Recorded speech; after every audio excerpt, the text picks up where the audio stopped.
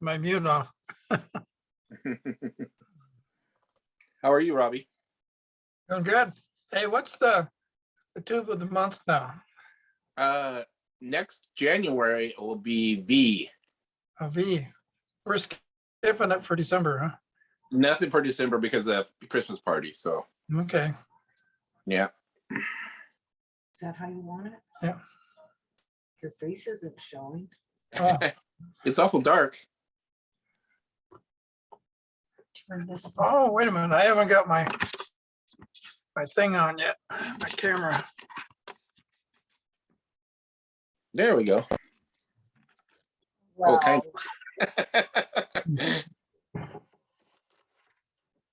Second here. Technical difficulties. We got some loose parts flying around. There you go. I'll never forget it, that Christmas party when you try to get your wife to get that radio and she says, I don't want no radio. That was hilarious. I'll never forget that. It sounds just like my wife. My ticket, I get to pick. Exactly. I don't blame you at all. That was so much fun. I had a blast, of course. It was so hilarious. I'll remember that forever. It was hilarious. It's funny. I was thinking about that too the other day. Oh, Maria. Yeah, everybody laughed. It was hilarious. Oh, yeah. It's because we all understand that. Right, Robbie? Do you ever think about that? Oh, yeah. I mean, you went berserk almost.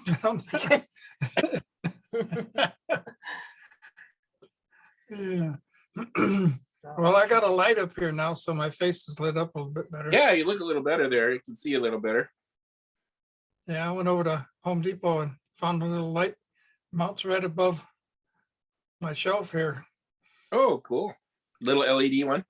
When you can you just detach it from the shelf like that and put it back up. It's got a Oh, magnetic thing on it. That's a useful little light. Yeah. It's got a bright light and a dim light. So what you been working on lately?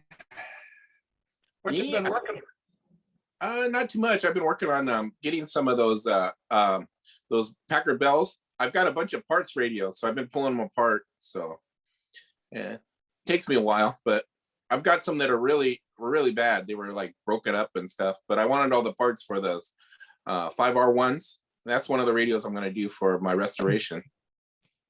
Oh, okay. They made them in a bunch of different colors, so I think it'd be cool to eventually have all the colors. So, they're not a real high-end radio, but they're easy to work on, and then they made them for so many years, too, because they made a kit too. They made a couple kits that you could put together, and they sold them in high schools for people to learn how to put together tube radios. So the 5R1 is pretty popular for that. Okay. Kind of. So that's I what think I I've been had working one. on. A long time ago, I had one. Oh, really? Yeah. And so Yeah, it's a pretty simple radio, but I think it's kind of cool. I don't know. They, like you said, they came in a bunch of colors and that kind of stuff. And they have a trainer that I'd really like to get. That would be neat. Like Blake has. That's specifically for the 5R1. oh, I haven't seen that one over there. Yeah, it's pretty rare. But I've been looking for one. I got pictures of it, but I've never come across one for sale. How about you? Go ahead. Everybody's keeping them. Yeah. What have you been working on? Oh, I got this Silvertone 6-tube radio I've been tinkering around with. I got it at that last auction we had, and I bought it for my son for a Christmas present. And so I finally got it all working now. When I first got it, it had a big hum in it. So I changed out all the high voltage caps, and it sounds real good now. So I got it done. And then I'm working on another, my little Zenith, white Zenith one I got from Bill. I put a eye tube in it. And it took me a while to figure out find the right voltage. That tube operates on 150 volts. Wow, And that's a lot. Yeah, the tube will handle it.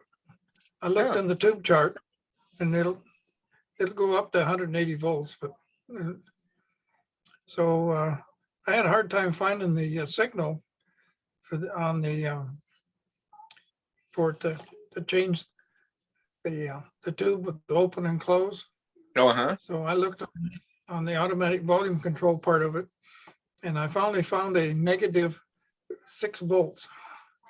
And that's all it took was negative 6 volts on there. Oh yeah. So that worked as a bias then, or that was actually how it opened and closes?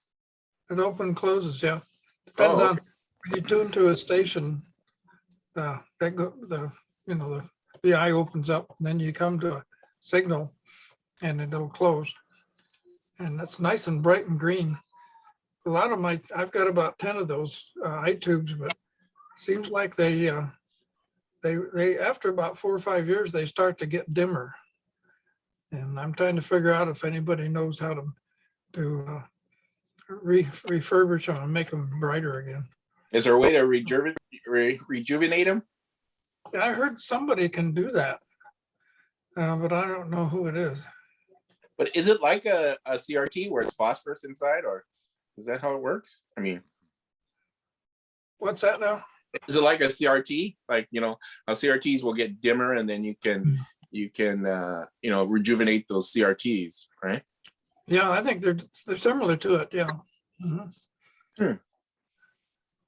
But most of all the radios that I bought are found in the junk piles we have and everything over the years. Some of those radios have a tuning eye tube, so I gathered them all up. Now I got about 10 of them, and I think 8 out of 10 of them are still good yet. The others 2 are kind of dim, but they still work. Yeah. So I've been kind of careful not to run the radio very long, maybe an hour, a couple hours or so, and then Yeah, shut it off. it looks really nice when they're nice and bright green. That's for sure. Yeah, and I shut all the lights off in my room and turn the radio on.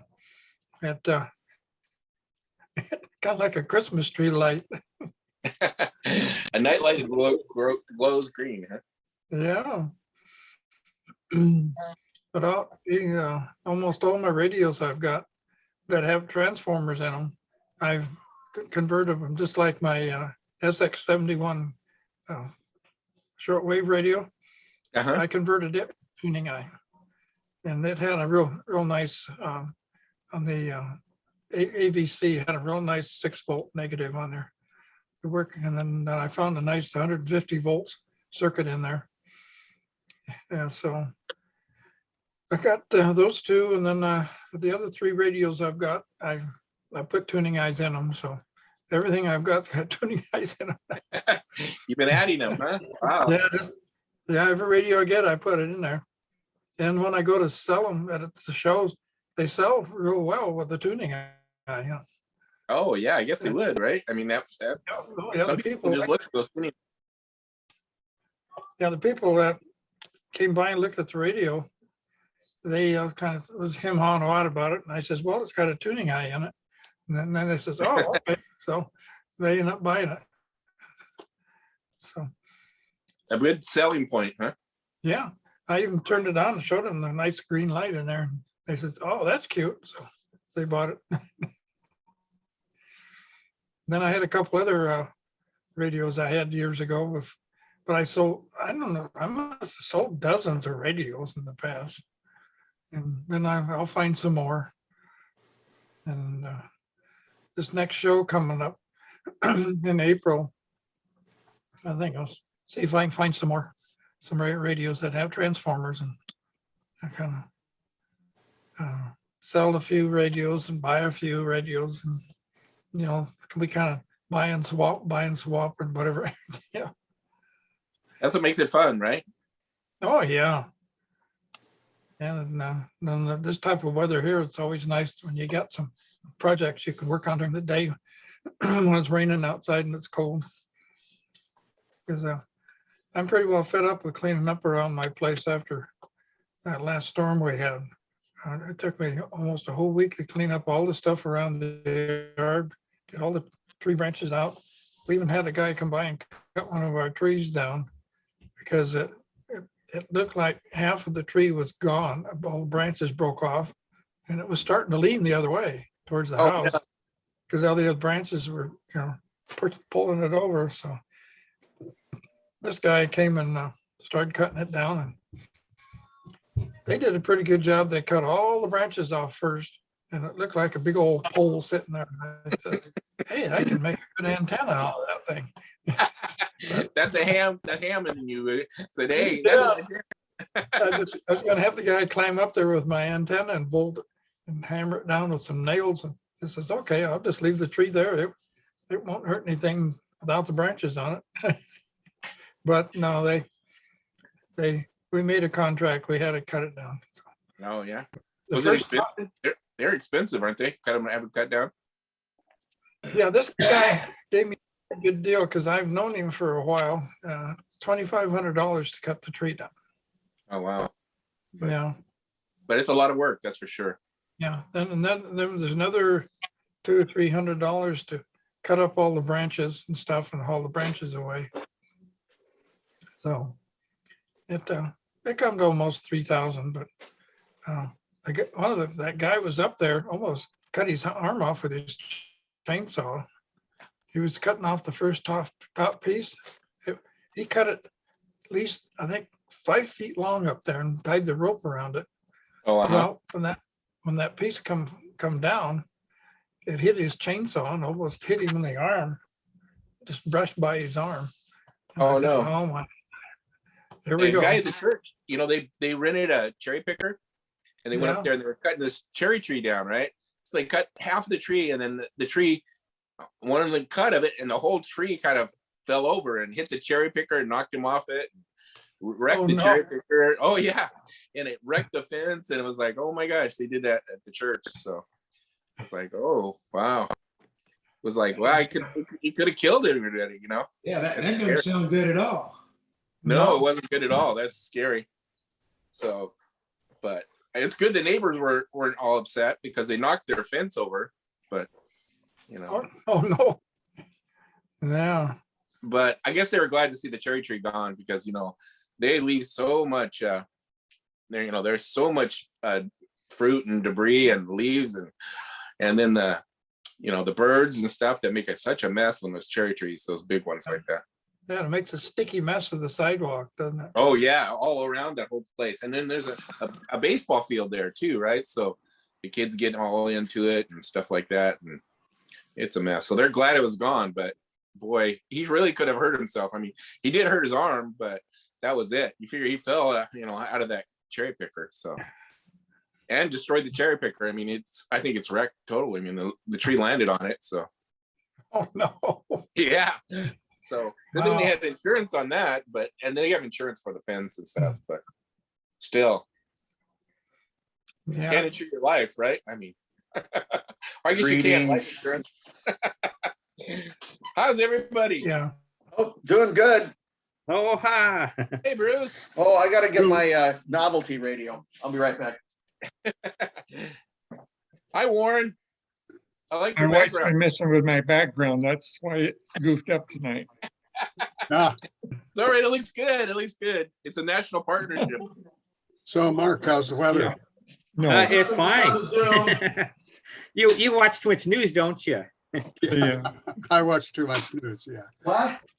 The other islands got the water. Well, we did have some wind here. We don't normally, and we maybe had 40 plus gusts on, I think it was Sunday, I think it was, and about 3 inches of rain. But now it's whatever's happening now. That's all missing us like usual. Huh? We're in a wind shadow from the mountains, see, so we normally don't even get the wind. Oh, okay. We're on the west side, and Mauna Loa and Mauna Kea are back there, and then we have another mountain right behind us, Honolulu, which is about 8,000. And so we're in a what do you call, like a vortex, I guess it is, where we're back eddies. A It drags the vortex. stuff back in from the wind going past the island. So we don't normally get it. I'll be darned. Okay. They So had, the they had mountains- maybe like close to 100 up on top of the mountains and maybe a foot of snow, but that's at 14,000 feet. It's a long ways from here. So yeah, so the mountains sucked off most of the moisture Yeah, before it hit you. well, no, yeah, and actually just go up, you just go up 500 feet or 1,000 feet and they get several more inches of rain than we do. It's just, Oh, it's you know, Wow. yeah, so they got a lot of wet rain in places, but then over in Hilo, they get over 140 inches of rain a year is typical. So it's kind of Mhm. like, you know, so what? Yeah, it's kind of like the Olympic Peninsula. Yeah, exactly. Yeah. Yeah. But Then you go to- so we, except for because of the low was, I guess, north of the islands and it was bringing in the south wind. So that's why we get hit, you know, late last week and early this week. But normally it just doesn't hit us at all. So. And it's still warm. It's kind of like summer for you guys. It's cold here. Yeah. Yeah, it's wet. What's it doing there? Wet and cold. Oh, it's I think it's probably about 81 out right now. It's Good. a 41 out right Oh, now. boy, yeah. 41. So Refrigerator weather. In fact, it warmed up when all the storm was going on. It was really humid and stuff. So Mm. Oh, my. yeah. Yeah, it's been raining here pretty much all week. Yeah. It's I mean, been- I did Monday. I went out for some work and I went up on the side, the north face, and that's actually the shielded side of Mauna Loa, where radio site for the state. And there was about a third of an inch of water inside the building on the floor. So they got rain was pushing. I mean, it was pushing through the cracks and stuff with the wind blowing during the Oh, wow. storm. But you know, like I say, it's just you drive a mile and it's totally different. I'll be darned. Well, hi, Ken. You must be new. You're the first time I've seen you on here. Got it down. Hey, Ken, how you doing? Mark, haven't seen you in ages. Yeah, Gosh. right. Hi, Ken. Yeah, hi guys. Yeah, I've been around the club, but I don't get on very often. But gosh, I thought I'd come in and say hi today. So Well, welcome. Glad to have you. yeah, thanks. It's literally I've probably been 2 years since I've been to a meeting. Well, actually, it's probably been 3. COVID, of course, nobody's coming, right? Yeah. So, but yeah, no, I've been going to this club for, I don't know, 30 years on and off. I used to be secretary for Lyle's. Yeah. Lyles wants somebody to take his position over. He's been doing it for so many years. Yeah. Yeah, I checked. Guess how many years Lyle's been secretary? Oh, boy. 30 years. I count 20. Oh, 20. Wow. That's long enough. Yeah. Yeah, that's long enough. I've been the secretary for 20 years. Yeah. Wow. I didn't think it was that long. Well, then Yeah. you had some breaks in between there. I wrote it all down. I went online to go to all of our call letters and searching them and stuff. And I Yeah. went and looked every year. So I went and saw that, and then there's a couple breaks there where you weren't secretary. You had like a leave of absence, you know, kind of like a break from us. Yeah, 20 total years. Oh, Oh, wow. Yeah. That, Lyles has been Lyles. recording secretary as long as I can remember. I think I've been in the club like 12 years, something like that. He was secretary when George was president. Probably before. How is George doing, by the way? Oh, George is doing pretty good. I just talked to him. I talked to Jan too, and they both want to come to the Christmas party. And he's doing okay. You know, just slowing down a little bit, but he decided not to drive anymore. So I've been taking him to the meetings. Oh, good. So, because he lives out here in Hillsborough, not too far from me. So, yeah, he enjoys going to the meetings and everybody likes having him. Oh, yeah. So you guys haven't had a face-to-face meeting since COVID, is that right? Or, No, we've been having live meetings. oh, have you? Okay. Yeah, For what, Wow. 3 or 4 months? yeah. When did we start, Pat? You know? Did you No, I write can't that? remember. We may have Did you started. write that down? No, Yeah. I should have. I have to go back to my notes. But we may have started with an auction or two. I can't remember. Yeah. I don't know either. Seems like it was like right after the picnic in July. I think, did we start then in August, or was it before? I can't remember if it was before that or not. Well, Might have definitely that we were there at the picnic at Yeah. the range. Yeah, Wasn't it September we started the meetings? could have been. Robbie, I can't remember. We're all getting old and we don't remember. Yeah, Yeah. It all runs together. Lyles knows on his records. Yeah, Well, I'll say hi to Robbie too. I haven't seen, he's calling me up once in a while. How you doing, Robbie? Yeah, you're looking great, guy. Yeah. Yeah, you ought to get on more often. Yeah, I've been on a couple of times, and probably, I don't know, a month ago, I was on for a little bit. You guys were going through somebody's auction radios, I think it was.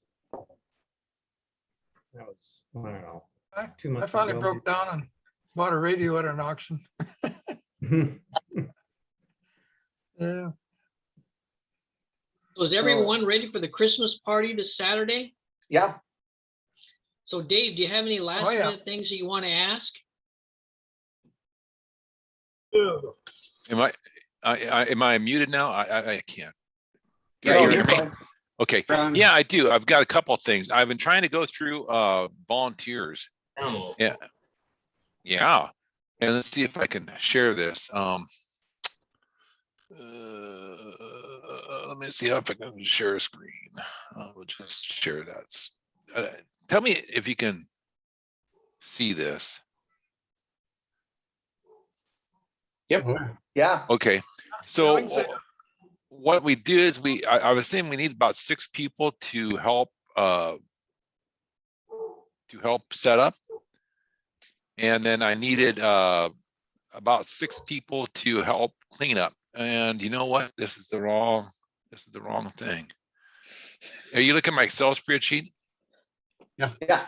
No, So I got Stephanie, Yeah. she's gonna be 2, Jake and Christian. So I got 4 people for cleanup. I need 2 more people there. I need 2 more people for setting up. We have Brian and his wife. Pat's gonna come in about 8. Franklin and I and Brian will be there at 7. we don't have And- your Excel. Okay, let me figure out how to do this. You might have to get out and back in. Zoom is kind of funny. Okay, I'll stop share Yeah, and then I will try share screen again. I had the wrong. Okay, here we go. Oh, I see. That was not your Excel. No, it was I took a snippet of it, and that's I put that in the emails because you can't put an Excel spreadsheet in the Google.io or Google Groups. So, anyways, we have 4 people for cleanup crew. I need 2 more people here. I need I have 4 people for setup. I probably would like to have 1 or 2 more there.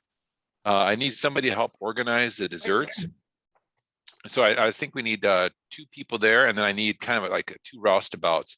So like somebody comes in and they need help with the plate or something like that. We just sit them down and we give them their plate and we give them drinks and come back and check on it. Somebody who's going to pour the punch and stuff like that, or what they call it, the apple cider. There's a mess on the floor. Somebody who can help clean up the mess. That sort of stuff. And then also, if we want to have poinsettias, I need to have somebody go and purchase those. So that's the stuff that I was going to send that out tonight on the Google Groups. We did get some response last time, but I'm gonna be very specific. This time we need to have 2 people for this. I can help you with it up. Okay, so Robbie, Yeah, will that be 1 or 2, Robbie? that'll be just 1. Okay. I think What time will you be arriving, Robbie? I can get there, but excuse me, 8 o'clock. Is that okay? Yeah, I think so. We're gonna set up the tables, then we have to set up all the tablecloths on, and all the plates, and make sure everything's in the refrigerator. I can come earlier. It'd probably help if you could come earlier, Robbie. Okay, I'll try to make it about 7. Okay, Hey, Dave, I can help clean up. okay, thank you, Pat. I can help clean up too. Who was that, please? I didn't Don, capture. Don Oh, Martinson. Don, thank you. Don, Harrison, Harrison? It's Martenson.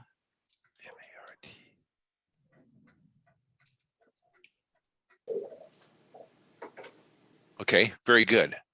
2, 3, 4, 5. Perfect. And then it looks like we could really use like somebody to, we're gonna have a bunch of people bring in desserts and sides. And what I planned on doing was is to set up that table where the free, where we always have our free stuff, and put a cover on that, and then everybody could set their food there. And we probably should have somebody kind of like take it and kind of organize it, so because make sure we can stuff it all on there, make sure that we have the serving utensils and stuff like that, with set with the specific dishes and stuff like that, so those things don't get lost. I mean, apple pie comes before brownies. It certainly does. A, B, yep. And then chocolate cake, things like that. Yeah. And then, We'll bring donuts, that way we get D covered. D for donuts. Yeah. I'm having a hard time with E, but, elephant ears, but, Eclairs. Chocolate eclairs. And then I guess how do people feel about poinsettias on the table? Is that something we want to invest in? It's going to take some effort for somebody to do that, and it's probably going to cost Lowe's has $80. Lowe's has them for $1.99 a piece right now for really sized ones, and they were there last night. Really? And then somebody can take them home for Christmas. Yeah, we've always done that, and those have always been one of the door prizes. We'd give them away. We originally used to put blue tape on the bottom of the chairs, and then you'd have to get up and look and see if you had blue tape on your chair, and then if you did, you won the poinsettia. We did that for a while, and then we went to just giving them away with the tickets as far as one of the door prizes later on, and we went to that. So they've always been kind of one of the gifts, the poinsettias that we gave away to people. And that way, people take them home, and then they don't go to waste, that stuff, stuff like that. They're a good substitute for catnip. Catnip. So did we have somebody who would volunteer for getting those? Hey, Blake, which Lowe's? Which one? The one with the big blue sign in front that says Lowe's. I think they all have them. I know, but which one did you specifically go to? Because I went up to Home Depot and they have them, but they're like $7 a piece. Yeah, that's because Home Depot is spelled differently than Lowe's. And it's orange and not blue. Yeah, and it's on the one I went to specifically was on the east end of town. Oh, man. Okay, I'll pick them up, but I'll try the Lowe's on, what is that, 117th? 192nd. Oh, 117th would be the one closest to you. The one on the east end of town is on the corner basically of Mill Plain and 192nd. Okay, I'll go to the close one first. Thank you, Pat. If they have the same pricing, be consistent with their pricing. That is call. Dave, do you know, is Brian Toon gonna bring is he gonna buy creamer and half and stuff for the coffee? I think he was supposed to get hold of you and ask you about that. Okay, yeah, because I was gonna ask about that because I had been taking care of that, but that's fine. No issue at all. I just may ought to call him and find out. So then he doesn't think I'm gonna do it, and I don't think he's gonna do it type deal. And we Should I- nobody does it. Should I just hold of- put you I'll down get as a hold a, of as him. a owner on that, Mike, then? What's I that? mean, should I just put you down as a coffee maker? Yeah, that'd be fine. I can do that, because I've always done it. Yeah, I Or- thought Brian did it, you We know, and both- I just well, couldn't we remember. both did it. I made the first pot in the morning, and then when I was doing an auction or something, then Brian would come along if I'm busy, and then he'd make the second one. So yeah, we were teaming. We were the coffee team. How about if I do it like that? Yeah, no, I can do it. Help Okay. Brian or whatever. We'll do it together. I'll get a hold of him and find out, which one, or if somebody's gonna pick that stuff up. We'll get it. Okay, thank you. And Yeah. then I guess the last couple of things, I mean, we don't need to satisfy them all here. It's just, I think we should have somebody kind of like doing the dessert thing, helping that, making sure that's orderly. And then also kind of a roustabout, somebody like, like somebody brings their, like I say, you drop a plate, there's a bath. Well, we need to have somebody who can go get the paper towels. I'll bring a extra roll of paper towels and some tin foil and stuff like that. And we need to have somebody who can jump to it and say, yeah, I'm here to help clean this up. So, or, help somebody get sat down, or, if somebody's, can't get out to get a drink, help them go get a drink or something like that. So, Okay. so kind of Looks like you got I this thing think we taken can care of. pitch in on that. Everybody should pitch in on that, whoever's closest. I don't think it's a big deal. yeah, we could do it that way too. I was just trying to get somebody's name across. So, once they say, yeah, I'll do it, then, Well, yeah. I can go Good either job, way. David. Okay. Well, what I'll do is I'll publish it tonight and say that, please help out with a few of these things. And if I don't get anything, then so be it. We'll all kind of make it work. Yeah. I got a question here. Has anybody talked to Dick Carmen about playing music, Christmas music for the dinner? Yeah, Dick will be there. He'll be this MC. Okay, good. Yeah. We have to figure out where to set him up, and I guess the other thing, I sent a message to Arlene. I haven't seen a response yet, but I asked her if she needed like a special, like, does she need to park her trailer in a specific spot? What does she need from us so she can set up and do her thing? But she hasn't responded yet. So I might, the side that Franklin usually parks on, where you don't go down the stairs. I was going to make that whole one side, except for maybe Franklin's parking spot, just dedicated for her to pull her trailer in. So, Yeah, I think it'd be nice to have her park alongside the back of the building. So yeah, she can just park right there by the back door. that's what I was thinking too, Robbie. I won't be bringing my car, so you can park the whole disabled parking area should be fine. I mean, I don't think anybody else uses the disabled parking area, so. Okay. We do once in a while, but if Janet, with Janet comes, but we don't really need it. We'll figure it out. Okay, guys. No Well, big deal. that's kind of where I'm at right now, but I think everything's pretty much of a go. We're going to have roughly 42 people there, and I think we're going to have 6 meals that are going to be going out. Dick and Dan Howard are going to help deliver those. And so we have 48, I think Ed ordered 50. So if we have somebody who hadn't signed up that really wants to come, I think we can probably, make allowances for that. So. All right. That's what I had to share. That sounds like we got a good plan going here. Good deal. Just don't get Franklin's glazed carrots. What?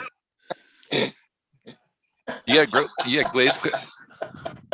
We're not gonna have George's meatballs this year, but that's all right. They were actually kind of happy. The two of them, I was talking to George and Jan, and they were kind of happy. Oh, well, good. We don't have to make the meatballs this year. I go, no, you don't. Just show up. And so, yeah. And doesn't Lyle's usually bring a ham too? He I cooks it, think I right? haven't, I think I have in the past, yeah. Yeah, he did that in the past when we did For like the 20 potluck, years. And Yeah, the it's ham not- was the main meat dish. So yeah. But anyway, Different times. yeah. It should be, Well- it should be a good meal. It should be a lot of fun. Should be a lot of fun. We're looking forward to it, and doing the Christmas exchange thing and all that should be fun. So So Dave, is there any particular way you want the table set up? I mean, do you want a Yes. you know? Okay. So you're gonna go ahead. yeah, what I was planning on doing is typically we have 8 people to a table. And what I was thinking is if we have 40 people, we should have, I'd like to go and set it up so we have 5 people. So there's nobody directly across from you. So there's 3 on one side, 2 on the other, and you just kind of follow that. And so I would like to set up something like enough tables for 45 people, which would be 9 tables. And then we'll have, we have 5 people to a table on average. that's what we've always done, was 9 tables, and then you got to have enough. Then you got the 10th table is like for the desserts. Yeah. Yeah. Now, do you want that in front of the kitchen, or do you want it like where the free stuff is? The desserts would be where the free stuff is. Yeah, that's Okay. where we've always done it. So we're not going to be moving very much stuff then in the morning. Sounds like. Just- I'm gonna try not to, you know, Sounds good. yeah, I try to keep it as, you know, and then as far as the drinks, we'll have the drinks off on, you know, if you're looking at the countertop going like towards the stove, the drinks would be on the left-hand side where we usually have our coffee.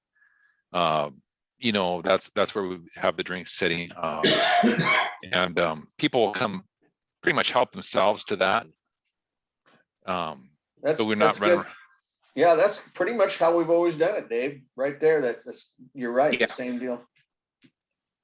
So The other side of the sink. You have the coffee on the corner, right there in the corner, and then there's a sink, and then on the back side of the counter, on the other side of the sink, we put all the drinks and all that. Yeah, I Okay. forgot And then you about want- this. Oh, and then do you want me to do the you know, give out the tickets like I do from door prizes? You know, And that's, I didn't think about that, but yes, yes, if you would please give out the tickets for the door I could do prizes. that, and I'll let Dick do the pulling of the tickets and stuff or whatever, or whatever you want to do. I mean, but Yeah, he'll do the, you know, and we were talking about pulling the tickets, you know, in order to kind of encourage people to open their presents. We're thinking about maybe doing it in kind of stages. So let's say there's 12 people that bring presents. Okay, at Pat, you know, we do the Pledge of Allegiance. No, let's give 3 presents away. You know, and then we do that, and then, you know, election officers, let's give 3 more presents away. You know, and that way what we do is we do it over the course of the day, and then people have time to open it up and look at it and enjoy it. You know, and we're not just all kind of stoved up at the last minute. Okay, let's get going, you know, with the present. And while we're eating, we can open some presents, you know, so we can do things where we do multiple things at once. And, yeah, you know. How we doing on those tickets? By the way, Franklin?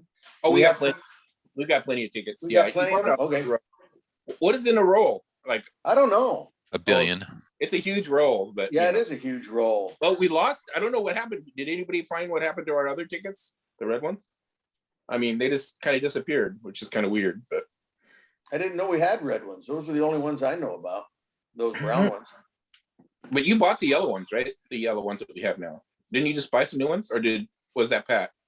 I did. Not I me. bought 2. I bought 2 packs, and they're in the Grange. I got one. Yeah. I have one. I've got one that I'm just going to use until that one's gone. But we have a lot of tickets. But we had them before, right, Pat? We had. I Yeah, think we had yeah. We had a round roll of tickets that I don't know. They just disappeared. Yeah, that's what I was saying. I don't know. I found that one roll of tickets back in there. It was in the coffee can with a whole bunch of other stuff. So that's the ones you're talking about, Pat? Because I found that roll Oh, when did you find it? Last month? last meeting. the Oh, last okay, meeting. good. All Yeah. right, well, we have 2 sets of tickets. We've got ones that are in like a pack they're laid out this way, and then we the ones you found, which are in a roll. Big roll. Yeah. Yeah. Yeah. Okay, so we have I have plenty.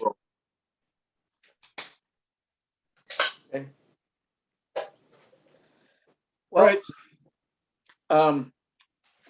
I just came in from the shop and I've been working on the Philco Model 14 console from hell. It I went through this radio. It's a 9-tube console with it's got a shadow meter on it and all that, you know, nice set. Got done with it and it was played weak, and I started checking, and the antenna coil primary was out on it, and so I pulled that out, and sure enough, it had that cotton covered wire, that real fine stuff in there, and it was small. It was a small coil. It was only about 6 turns. So replaced that. I thought, oh well, okay, let's see. It should play, and so then I put that together and turned it on, and it didn't change it much.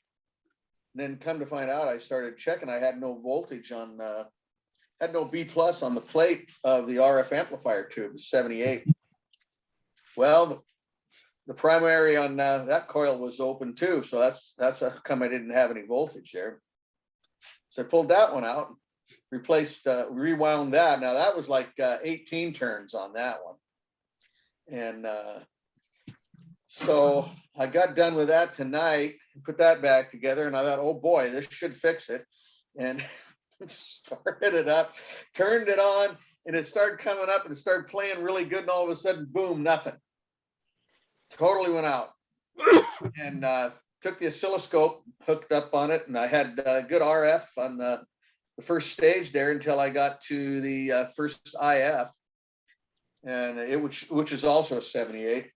And so check voltages and everything there, okay, and running from the IF amplifier, and I mean the first IF amplifier to feed voltage to the tube, all that was all right.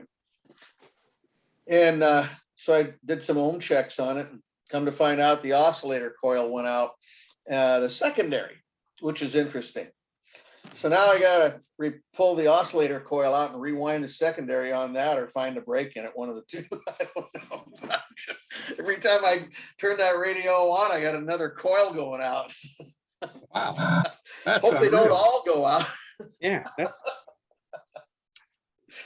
So, but anyway, at least I found the problems. Well, Eventually you're going to get done, Mike, because Well, you'll. yeah, eventually I'll fix this radio. But don't change bands. oh man. So yeah, it's fun though. That's what makes this hobby fun, is when you have problems like that and then you figure out how to fix them. Well, you must have a lot of patience to do that. Yeah. yeah.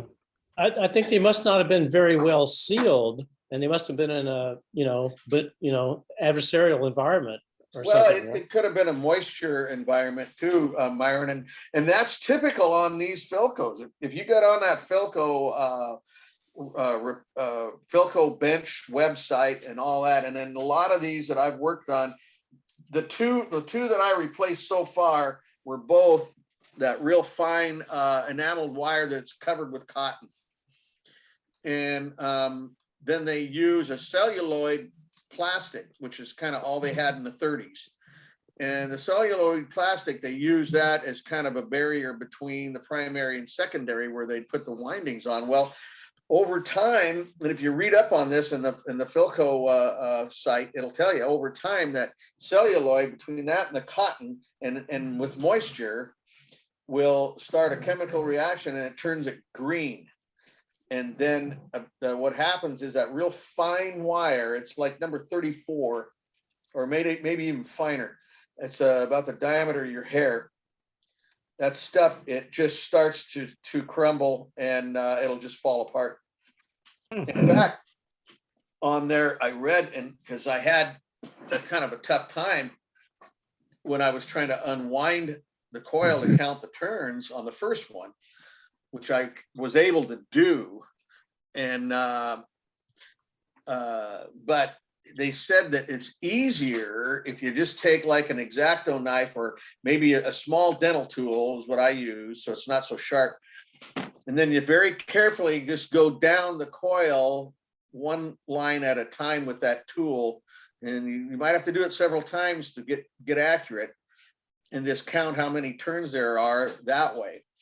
It's kind of hard because they're real fine, but that's a more accurate way of counting the turns on there when you have to do that. Because if you start pulling the wire off, it just starts falling apart. And then you got to find the other end down in the wax and all that stuff. And then so you can lift it up and then, continue to peel it off, and then it'll break again. That's what I ended up with. And so it can be real problematic that way in getting the correct amount of turns on there. Yeah, you get it half unwound and, oh, where was I when it Yeah, broke? where was I and how many turns was this? And where's the other end of this broken wire? And oh yeah, it's a nightmare. What I have done in the past too is another way to do it is if you can collect, if you don't have a bunch of little tiny short pieces, but if you've got longer pieces, at least maybe a turn or two, is save that wire. And then if you can roll it out and measure it, then you can do the math, pi times the diameter, and come up with what the circumference is, and then divide that by the length of wire. That's another way to do it, but that can be inaccurate as well if you don't get those measured just right. So, geez. But anyway, the first one I worked in, and it was working, and then the second one, I'm sure it worked too, because the radio came on, started playing. So I thought, okay, good, I got it, and then boom, it just went out. So I'm pretty sure when I wound both those first two coils, I must have gotten them right, or at least close, because the radio played pretty good for a little bit. Then all of a sudden, boom, it went out, and now I got an open oscillator coil. Boy, you're really batting away there. Oh yeah. What sound like if what you're describing, that they've disintegrated and the rest of them they're just ticking time bombs because they've been armed. They're all going to go. It's funny they do that on just the primaries. On a lot of these coils, they use that cotton wire for whatever reason. I don't know, Mark. But the secondaries usually don't give you any trouble because it's just normal enameled wire, and it's wound tight on the form, and normally you don't ever have to mess with that part of it because they're not made with that cotton insulation, or anything. And so you don't end up with that kind of problem on the secondaries, at least for the RF and for the antenna, Now, I haven't gotten into this oscillator coil, and what's surprising to me, the secondary is the one that's out, not the primary. But it might be vice versa on that, the way they made it. I have no idea. I'll just have to get into it and see what's there. So Myron, talk to the guys at the Vintage Tech Museum. Are you up to donating that $555? Yeah, you bet. We can give you a tax form and all of that. What would be a good time? Well, I'll have to dig it up, and we're busy this weekend, so it'll be next week. Okay. I'll get in touch with you. But yeah, I have to uncover it. It's like in the bottom of a pile of radios. It's like the substrate. You mean you need a forklift too, right? To pick that thing up. Well, the problem is you don't want to put a 555 on top of a radio. No, it's on the bottom. No, you don't. It's on the bottom of a pile. Especially a Bakelite radio. You make a pancake out. Yeah, it's like the basis of this pile of radios in the corner. So that'll motivate me. That's really great. I can get in there and move everything out. Okay, good enough. There's no rush. Myron, do you have the power supply for it? He does. Yes, and the cable. Okay. I fired it up maybe 15 years ago. Mm-hmm. So yeah, it's complete. As they say, was working. Yeah, there's a pile of tubes in that baby. The 517 is the winner on the tube count, though. It's got 130 tubes in it. I got that running this summer. Did the 517 have a separate power supply? Oh yeah. Oh, it did? Okay. Yeah, it's even got a heater regulator because of all all the 6-volt filaments in there, it's actually got a regulator that controls the filament voltage. You got a transformer in there the size of a football? Well, it's a saturable reactor it's fed back, and so it keeps the heater supply at 6.3 no matter what the line voltage is. Uh-huh. Oh. So it's kind of interesting. So I showed you that little Caprice radio last time. Anyway, I did a little looking up on that, and of course, Chevrolet comes up, Chevrolet car radios, Caprice. Sure, Caprice Classic. Yeah, uh-huh. That's why I was asking about it. And then finally, there's one for sale on eBay. It's called an atomic briefcase transistor radio. Let Wow. me share. It's got that atomic. Let's see, let me do this one first. The logo, right? So when I tried to run it last time, it wouldn't go, but it was a battery Okay. connection. So this is raw. Nothing's been done except cleaning the battery connection.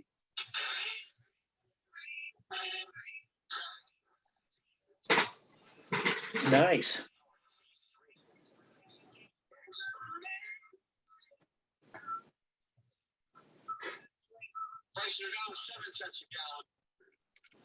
Let's see here. Let me go back. Were you able to get the battery to fit in the cabinet okay, Bruce? You said it was too fat. I had to take a pair of pliers and squeeze it to get it in. I'll show you in a minute. Okay. But anyway, it's interesting. The volume control's got numbers on it. Yeah. And Yeah, it does.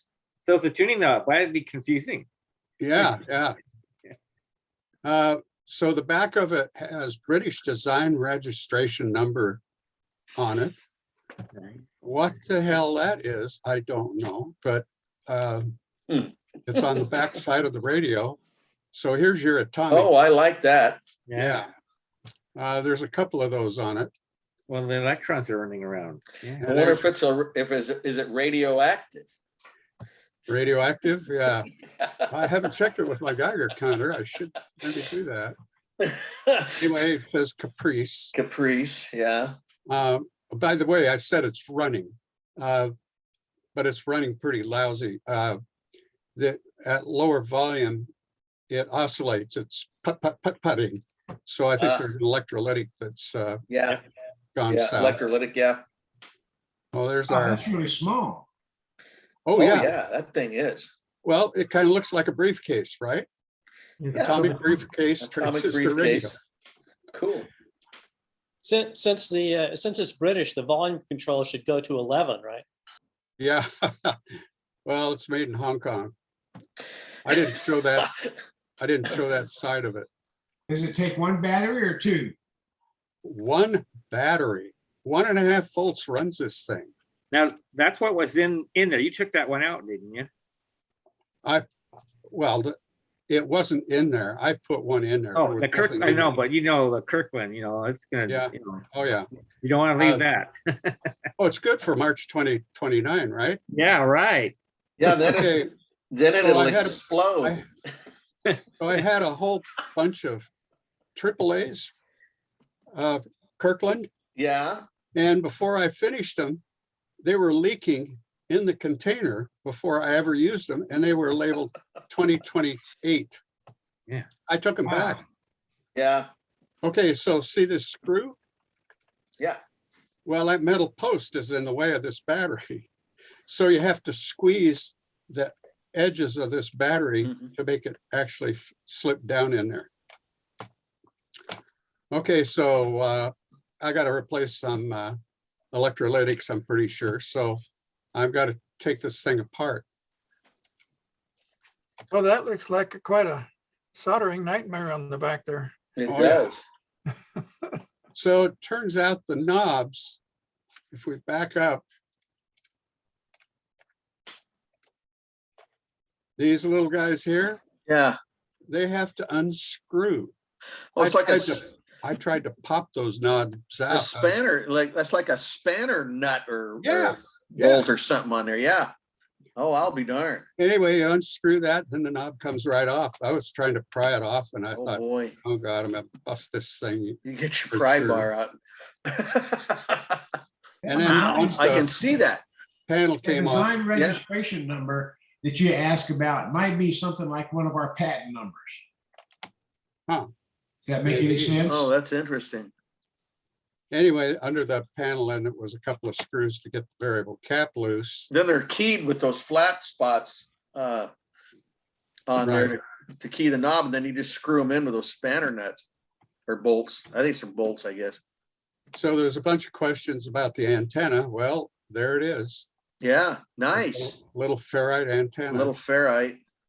And here's well, Oh, there's your filter there, isn't it? Here's transistor 1, 2, 3, Right. 4, 5, 6. Looks like the outputs are push-pull. That little white with the blue on it that's one of your filters, isn't it? Electrolytics. Right And then- here? Yeah. Yeah. And then here's the other one over there to the left. And right then there. there's one up here. And then one up there. There's Yeah. another one up there too. Yeah. I see those. Okay. Oh, there's a little closer shot of it. Yeah. 1, 2, 3, 4, 5, 6. Yeah.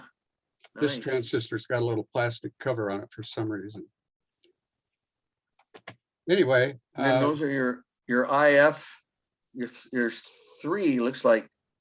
so I don't know whether this is a super. It looks like it's only got one capacitor in here. Oh, I'm not really? sure. I'm not sure. I need to look at it closer. It's got 2 tweaks here. Yeah. So maybe there are 2 capacitors in here separated somehow, but there's a big empty area in there. Huh. It's weird, like the plastic part is broken off. The cover is broken off of that guy. Yeah, it looks like it. Is that broken off right there? Yeah, I think it's fractured. Yeah. It is. That wouldn't change it at all. No, it's just that usually you can't see inside there, and Yeah. you know, there are 2 separate. They're Mylar. It's the classic Japanese Mylar capacitors from the late 50s transistors. But there's no pieces sitting in there, which you would, so it must have been broken before they put it together. Yeah. Not surprising. It worked, right? So it passed QC. Hey, What it the hell? plays. We'll sell it.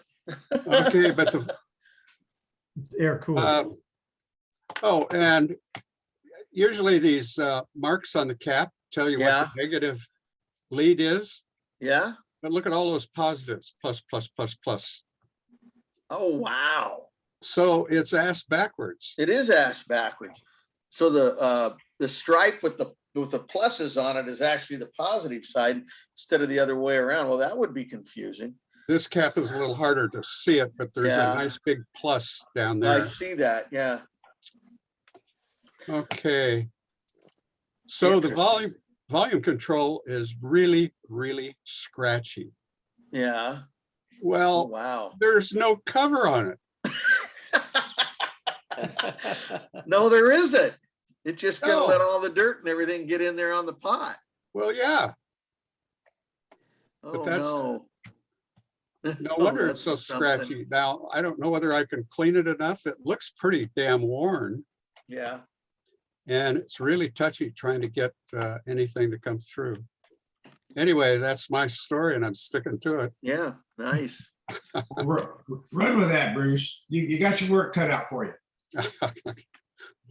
No vacuum You tube do. in it, but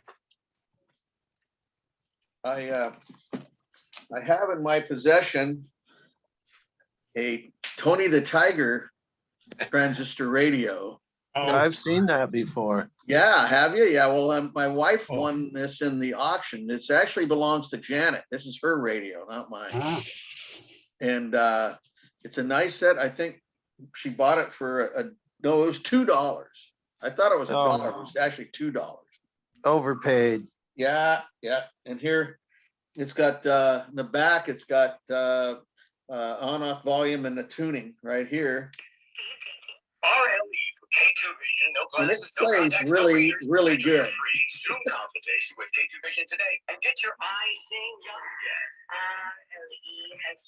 Tony the Tiger. All right. That's great. Yeah, it's great. Yeah, nice. Pretty cool. That's my novel. That's the only novelty radio I think I have. Or we have, I should say. Yeah. Yeah, Don't forget Jen that. has- That's I why don't it's in have your one, she shop. has one. A bunch of those showed up in the 60s, right? They were mostly Hong Kong, I think. Like Yeah, let me see, Myron. like Union 76 oil cans and Oh, you know, no, just you're not gonna innumerable. believe this.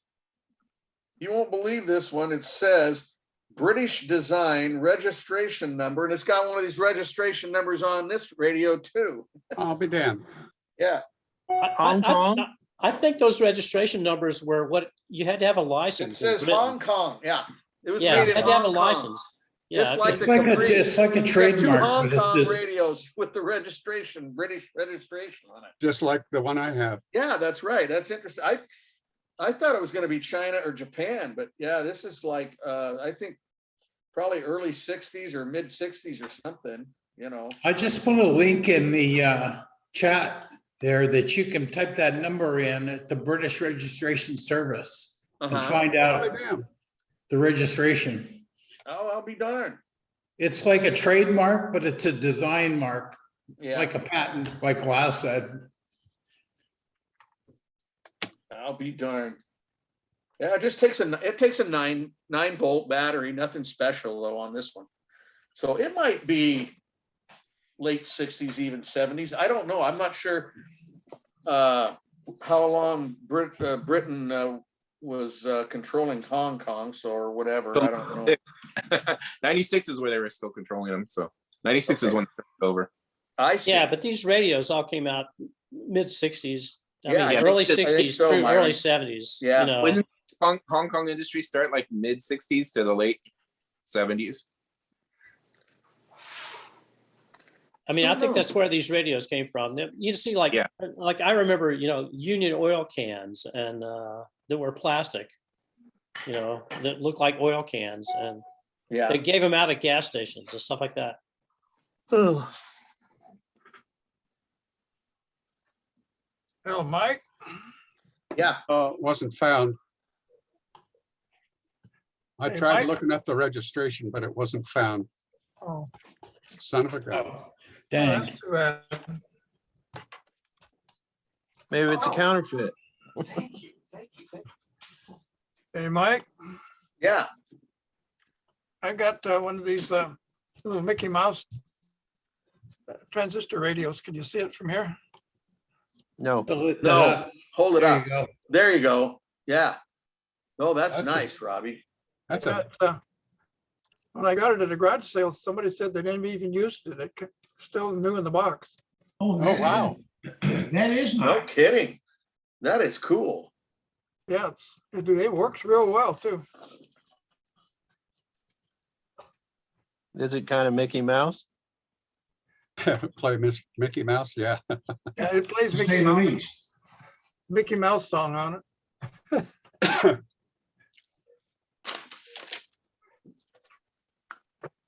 What was the topic for tonight? Novelty radios, Radios. Novelties? like this thing. Oh, You know, like a Novelties. toaster. That's what Franklin said last week was novelty radios. Toaster radios. Oh, okay. So Ken, are you related to the Seymour Band? To the who?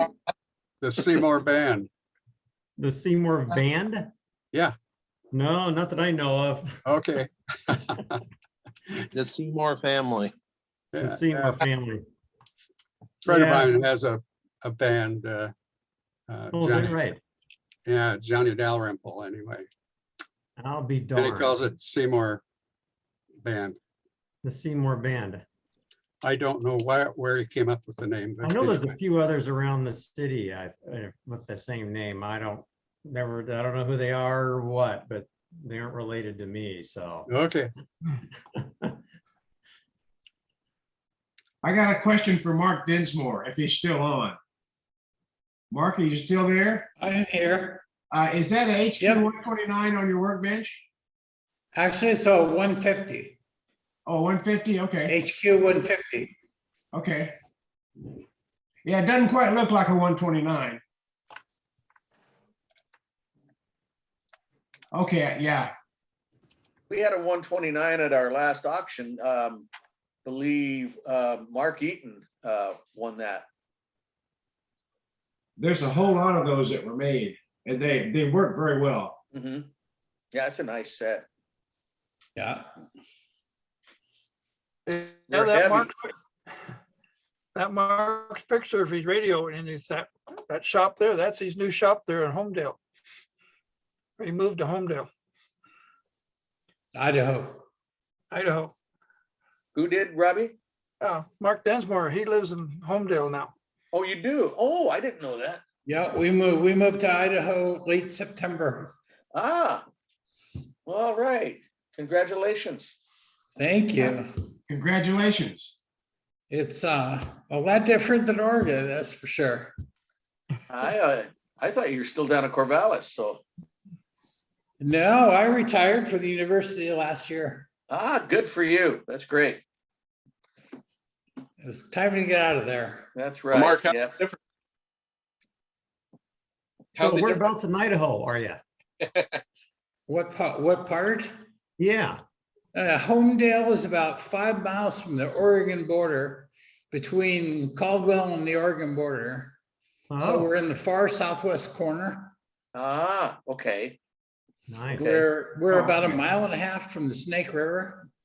Right. Little Oh, town nice. of our town is about 3,000 people. I used to teach in Homedale. Wow.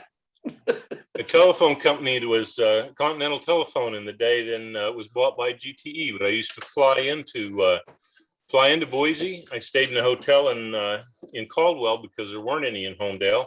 And I think it was like Jane and Jerry's restaurant or something right there in Main Street. They had a back room. Is it still there? I don't think so. It must be something else by now. Okay. It wasn't the bowling alley. That was a different street, but yeah, it was just a little breakfast, lunch, dinner place. And they had a accordion curtain they pulled across it. I used to take my overheads. Remember those? Used to shine those up on a white painted cinder block wall. And then they'd always stop us at 9 o'clock and they'd serve us fresh hot cinnamon rolls. So I have great recollections of Homedale. Yeah, that sounds pretty good, Blake. Yeah, I had to make that comment. We're at our home's about a mile and a half west of Homedale, up on the bluff. So we look out over the valley. Good spot for antennas. Yeah, and my neighbors don't seem to mind the idea too much. So come spring, we'll be doing some cement pouring, I think. Nice. Very nice. No HOAs then, huh? There is an HOA, but this is Idaho. Everybody kind of wants to do their own thing and let everybody else alone. That's great. We're a little different. I mean, in Caldwell and south around Boise, it's really developing fast. There's lots of large scale subdivision developments kind of stuff. And lots of them have very restrictive type national HOA kind of things. And, but we just didn't feel like we fit those kind of neighborhoods. And so we looked a little farther and found this place out in Homedale. We have 1.5 acres. And it's pretty much a blank slate. That's good.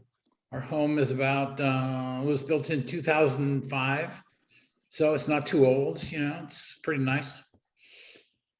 So it needs filling from what I can see. What's that? The home needs filling from what I can see. Oh, yeah, this is actually an outbuilding here. Oh, This was the previous owner's wife's sewing center. She was a quilter. ah, And so I have, this is a 16 by 28 outbuilding. And I have a heat pump in it. And I keep it about 62 right now. But yep, it's ready for filling. And all of my radio repair stuff and test equipment is actually up in the shop right now. I have a 40 by 50 shop that has wood heat in it and an office space. And that's probably where I'll do most of the repair stuff. My wife would like me to keep this area a little bit cleaner. oh. So this is where things that actually work are going to be. Well, sounds like you got a great spot there. You know, we're really happy. We do have a lot of work to do. We inherited, well, the previous owner liked to control the weeds in his pasture with his rototiller on his John Deere. And so he proceeded to turn under tumbleweed and goat heads and, you know, noxious kind of weeds into the soil every 3 months. He'd just bring out his rototiller and rototill the acre and a half. Oh, wow. Of course, reseeding all the weeds, right? Yeah, yeah. So the place was left kind of to go wild over the summer this year, and spring and summer, and before we purchased it. And so when we got here, we pretty much had to scrape the ground off down about 3 inches to get rid of the 6 foot tall tumbleweeds and things. But now we have a blank slate to work with for spring, so we'll be in good shape. That sounds good. It's going to be good. I think we're planning on planting turf on about half of it, you know, grass. And then on the other half, we're going to plant a mixture of turf and some kind of meadow perennial seed mix for kind of a native meadow. And we'll see how that goes. We have enough irrigation water that we should be able to aggressively grow you know, a meadow and turf like that. And that should keep the weeds at bay, but we'll see. It might take a year or two. Mark, next spring I'll come over and I'll help you set up all your antennas and stuff in the spring. Oh, that'll be fun, Robbie. No, when the weather clears and it starts to get warm again, I'll bring some of my equipment along and we can set up your big antenna for your 20 meters and 40 and your 160 and all that Sounds stuff. good. Yeah. Hopefully I can afford some steel. We'll just find some old building that's ready to collapse and just take the steel. We'll Yeah, see. that's why they call it steel. Yeah. Could be. I don't know. You don't steal stuff in Idaho, I don't think. Now everybody's got a gun there. I don't think stealing stuff in Idaho is a good idea. No, except they all got guns there. Yeah, they carry guns. I was out Well, that's driving around the country today though, and I did see quite a few towers and quite a few beams up in the air. And I had an electrician out yesterday. I had a problem with the ground on my 400 amp service out in the shop. And he knew quite a bit of history around here locally. And he told me that the hobby has kind of waned in the recent years, but this used to be seriously a ham area. All the ranchers had ham radios out on their farms and stuff. I've seen quite a few towers sitting around, so it may be pretty easy to get a tower. I don't know. We'll see. Hey, Pat, are you there? Is Pat still there? Yeah, I was just looking for my novelty radio. It's around here somewhere. I just Oh, had it the other yeah, I hope day. you find it. Anyhow, really quick, I've got this box here and I don't know how many's in it, but it's filled with transparency sheets. Mm. And I ran across this and I figured we could use these, and I'm going to donate them to the club to use with the overhead projector if anybody wants to use it. Yeah, it sounds good. Oh. So I'll bring them. What are you supposed to write on a transparency? Is it a black permanent marker, or is it something that you can wipe away when you're You done? can do either one if you don't want to save it. If you want to try and use it over again, you can use like I've got a set of dry erase markers. dry erasers. Very- Yeah. I've got a set of small ones here if you want to use them. Okay. Yeah, we can use those or have them with these sheets, along with the overhead, so Okay. people can use those. Not a problem. I've printed on these before, but that's a little tricky because you have to. What I found worked the best is have them come out of the printer and be very careful because the stuff smudges. The ink in a printer, a regular printer, will smudge on these things, and then you lose it. But like if you want, I printed off a schematic on these before and had it work very well. Is you kind of let it dry for a little bit, best you can, and then I'd clear coat it. Worked great. I usually not lacquer, but I use a polyurethane. Just spray that on there, and then it seals it, and then your schematic is good, to use if you're going to use that to put on the overhead. You got the wrong kind of printer. You got it, huh? You got the wrong kind of printer. Probably. I got the wrong kind of ink. Yeah. The Tektronix solid ink printers work Yeah. great on transparencies. Ah, okay. There's that's the ticket. Then you don't have to go through all that. Yeah. Yeah.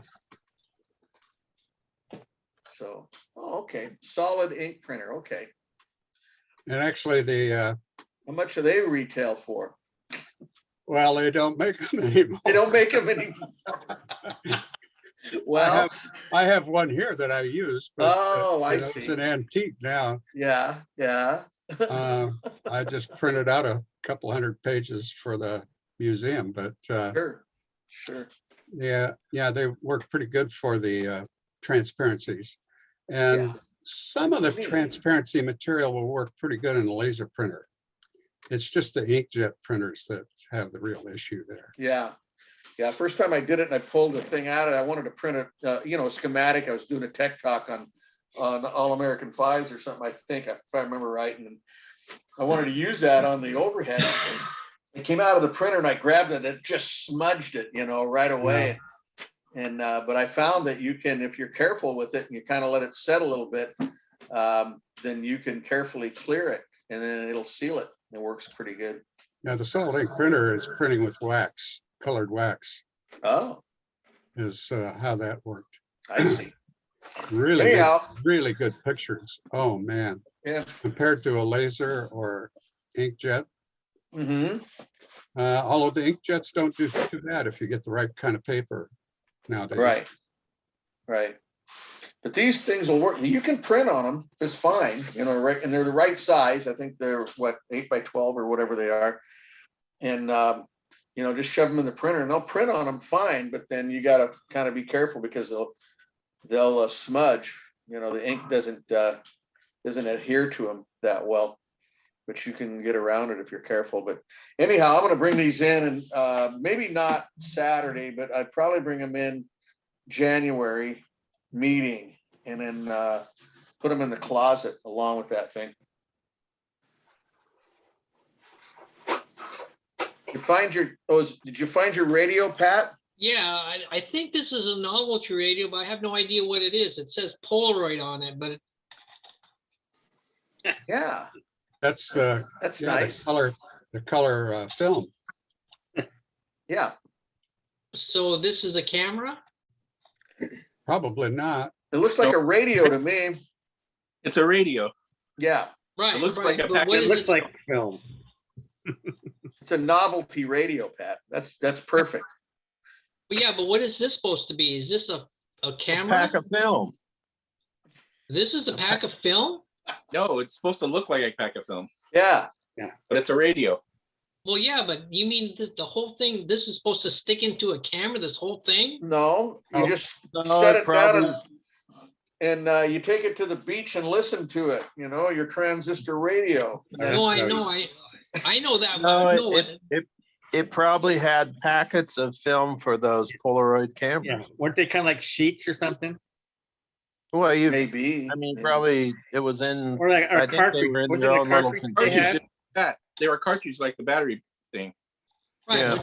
but so this thing is supposed to look like a camera, but it's a radio? No, No, no, it Yeah, it looks was like supposed the to look like a package pack of film. the Supposed to film look that you like a bought. package of film. Replacement film for the Polaroid cameras. So you're supposed to put this whole thing into a camera? No, it probably was a package. The box. When you Paper buy, box. In when each you film, buy in each new film, package. You're killing me, Smalls.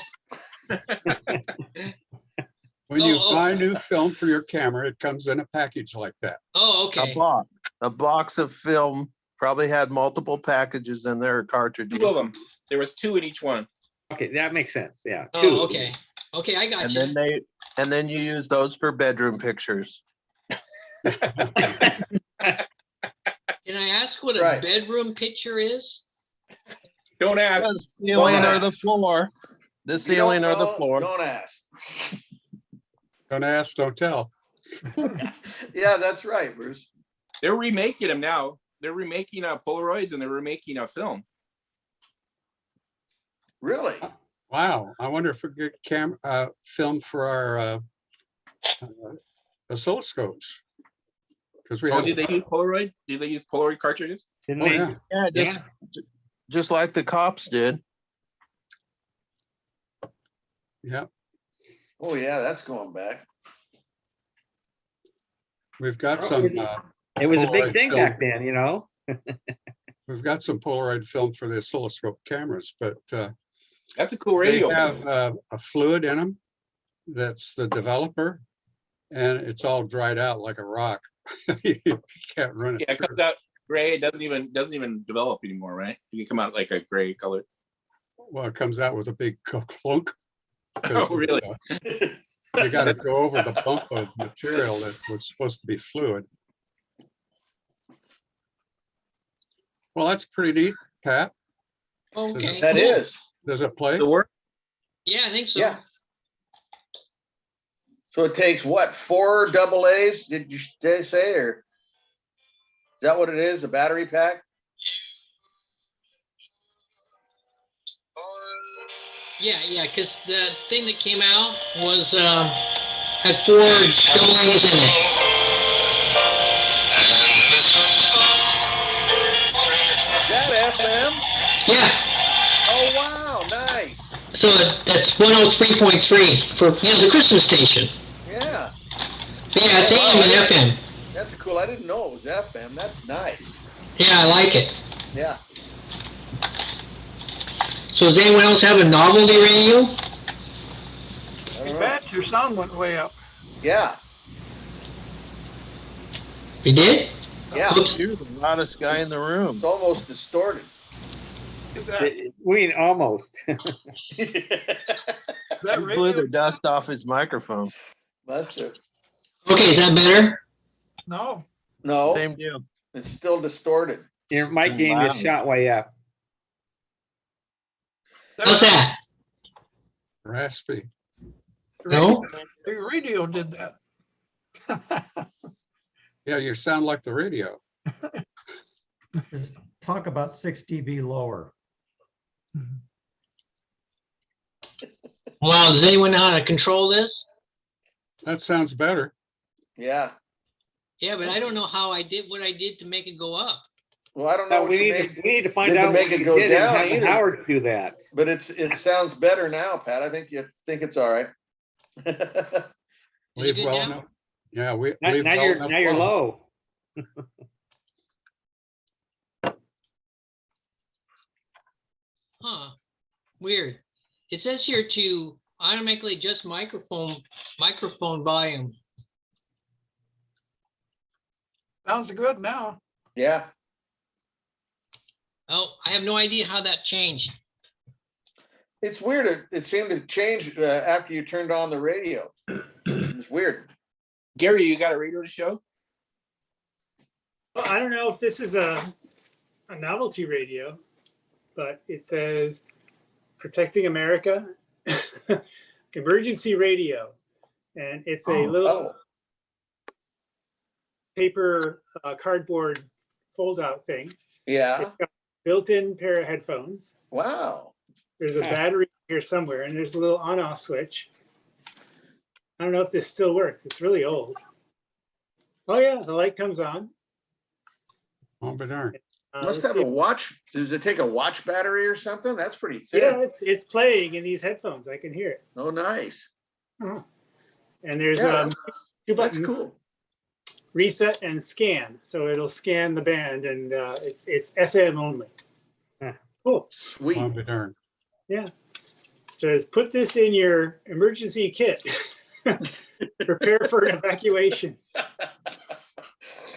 don't know. It's not too old. It's probably only about, it has a protectingamerica.org website on it. So it's pretty recent. But that's as close as I come to a novelty radio here in my collection. I think that counts as a novelty radio. Yeah, that counts. Yeah, since it can scan, it's got to be fairly recent, you know, compared to what we normally deal with. Yeah, I think so. I don't see any dates on it. Oh, 2008. Oh, well, so it's 12 years old. Okay. It still works. Battery's still Nice. hanging in there. That is. Yeah. It's better than those Kirkland batteries. Yeah. Yeah, the Kirkland batteries. Well, they're supposed to be made by Duracell, but they're not made on the same factory floor, I can guarantee you. Because I've not had trouble with Duracell, but those Kirkland. Oh, Myron's got a clock radio there. Sorry, this is Great. not a Oh, radio. good. This is not actually a radio. It's Oh, it's a not. clock. It's a It's digital. a clock. It looks like a TV set. Yes, exactly. And so the numbers, the digits roll around. Oh, it's not a Oh, flipper. wow. Isn't that cool? And so it was made to sit on top of your television, apparently. Yeah. But this comes courtesy of Jim Mason Mm-hmm. from 1999. Huh. Oh, wow. I'll be So- darned. That's cool. So those Yeah. digits flip, they don't rotate, don't they? I don't think they flip. I think they actually rotate. I don't know. I mean, I can see that they're actually octagonal or however many, whatever. As what if you say 12 sides? They're not like You the should- flip card ones. I know what you're talking about, the flip Okay. cards. This is like Yeah, for yeah. 57, July 57. It says on the back of it. You should Oh, put okay. some, Myron, you should put some rabbit ear antennas or rabbit ears on the top of that thing. Yeah, it's pretty cool. So I don't know if it had some kind of a notchy thing that it did to make those things move in notches, like a pinball machine or something. Like an odometer? Yeah, whereas the seconds, just rotate on an analog fashion. And speaking of that, our 2019 e-golf has this, display for all of the odometer and everything. It's just, it's a full up display, right? And so when they do the digits for the trip odometer, right, it's 1/10 of a mile. So it actually flips them on the thing instead of letting them roll around like an old analog odometer. It actually scrolls them up. It's like it doesn't just flip them. It's like it takes a half a second and moves them up, and then later it moves a half a second and moves the other one up. Oh, wow. So Wow. they could That's do all cool. these different effects on a real display. That they Okay. have. So anyway, but yeah, this comes from Jim Mason. So I thought It's it was pretty very cool. nice. It's as close as I have to novelty radio. We have a Garfield but it's at the kid's house. So Ah, similar to Hong Kong, you know, I think Yeah. the tail might flip back and forth. I'm not sure. But anyway, that's my novelty. nice. contribution. It's real cute. There were two of these, and I'm not sure. I don't think I have the other one, but there were two of these at the Jim Mason auction in '99.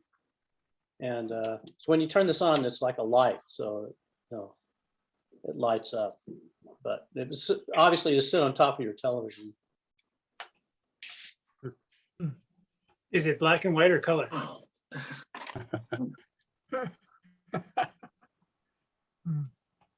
Sorry, actually, the hours are in red, and the next digit is in green, and then the final digit is in black, and then the second hand thing that rolls around is red letters on ivory. Oh, cool.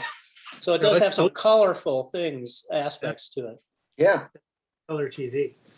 Yeah, it was clearly I'll say 57, so there was some inkling of color at that time. Yeah. Maybe we should have a monthly feature of British radios made in Hong Kong or something. I guess so. Well, we just had it, didn't we? That's the UHF tuner and try tuning in channel 44. Yeah. There you go. Wouldn't there be some US radios out of Philippines? There could be. Who was it? Somebody, I think it was Ed Tompkins had an overseas Philco radio that was made in the South Pacific, and it might have been Philippines. And it was made by Philco, but it was made only to be not exported, but it was only to be marketed over there in those islands, I guess. That was his that's his Philco Tropic. The Tropic. That's it, Blake. Yeah. I couldn't remember the name of it. I've got a radio that was made in I've got one that was made in Bangkok. Uh-huh. I think it's from the 50s. It's bigger radio though. Yeah. And that radio of Ed's is really nice too. I remember that when he brought that to the meeting one time. Zenith did a tropical version also, didn't they? I think I've seen those, yeah. Yeah. Yeah. Charlie Rhodes' house. I saw one. Yeah. It had a dial like I'd never seen before on a Zenith. Big slide rule with all the shortwave bands on it. Yeah. One of the things they did about those radios was to sort of encapsulate them, you know, with some sort of what they used to call conformal coating or something to keep them from being affected by the humidity and the heat. Yeah, And stop that the oscillator and antenna coils from disintegrating. Yeah. Kind of like what Mike's running into. Yeah. Yeah, she told what I Mike need. about that. I need some oscillator and RF and antenna coils that don't disintegrate. When I worked at Floating Point, when I worked at Floating Point in like 1976 or something like that, they made these array processors, digital processors that they sold to the military. And the military versions, they had to take, the circuit boards were like 10 inches by 5 inches or something like that with connectors along the bottom. And they had to take those and dip them into what they called conformal coating. Yep. To prevent them from being affected by the salt atmosphere and stuff. And the big problem was, you know, if you were sloppy with it, then you get that stuff on the fingers, and so the things wouldn't work. So you had to make sure to keep the fingers clean before after you did that. So they'd coat them, and then they'd shove them back in the chassis, and then the thing wouldn't work, and you had to take it out and clean the fingers and stuff. But that's where I encountered the words conformal coating. It was a military requirement. Okay, sure. Oh, that's cool. So didn't they That's require, nice to know. Add that to your vocabulary. so didn't they require ceramic ICs also? Well, not the stuff that we were selling. I mean, okay. that stuff, was the 54 series, but that was more for voltage and temperature range, right? And so these were just on ships, so they didn't have a lot of those kind of problems, but they had salt water problems, right? Mhm. So they would expect them to be on ships, I think. I see. They made some special terminals, direct view storage tube terminals, and for the ruggedized units for the military, we had to use ceramic ICs rather than the plastic, and conformal coating, and we couldn't even use edge card connectors, the regular fingers. We had to use actual connectors, special connectors. Yeah, those were a much higher rated kind of thing than what I had countered. Okay. And I don't know why, I don't know exactly what markets they sold them into, but they weren't, the kind of things you're talking about. Because, we used to test 7400 stuff to plus minus 5%. So 4 3/4 volts to 5 1/4 volts. Uh-huh. But the military stuff had to be tested from 4.5 to 5.5. Yeah.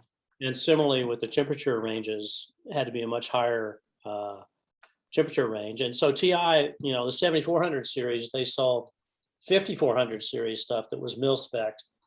And I've never seen any, but I assume that they might have actually had the ceramic substrates like you're talking about. It was interesting. We designed this terminal. It has a cast aluminum front panel with the display and the keyboard built in. And we got the specifications from the Navy, and they went to drop one into the sub, and whoops, it won't go down the hole. They evidently gave us an O-ring size rather than the hole size. Oh, gee whiz. So all the corners they ground a 1-inch radius on the corners, and then they could get it into the damn submarine. Gee whiz. But yeah, somebody screwed up on the dimensions. Later, they just cast it with the corners rounded, but there were a lot of filed corners for a while. Round peg in a square hole, huh? Yeah. Yeah. Literally. Yeah.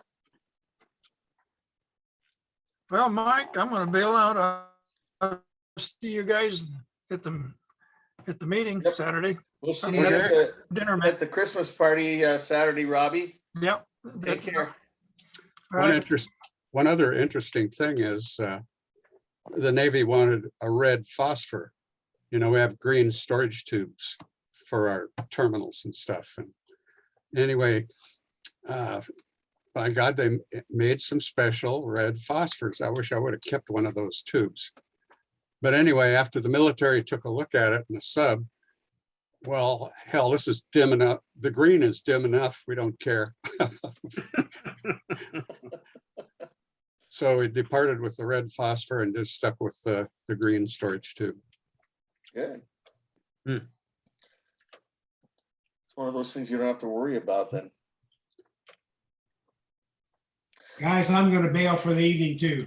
Okay, well, real good. Oh, you got this light on it. Mm-hmm. It has a C7, Christmas tree bulb in it. Okay, so it's not. Okay.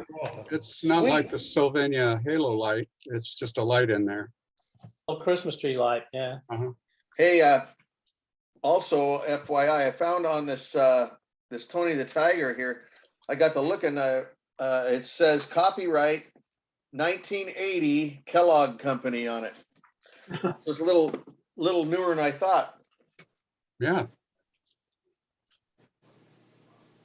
Isn't the Kellogg Company having some problems right now?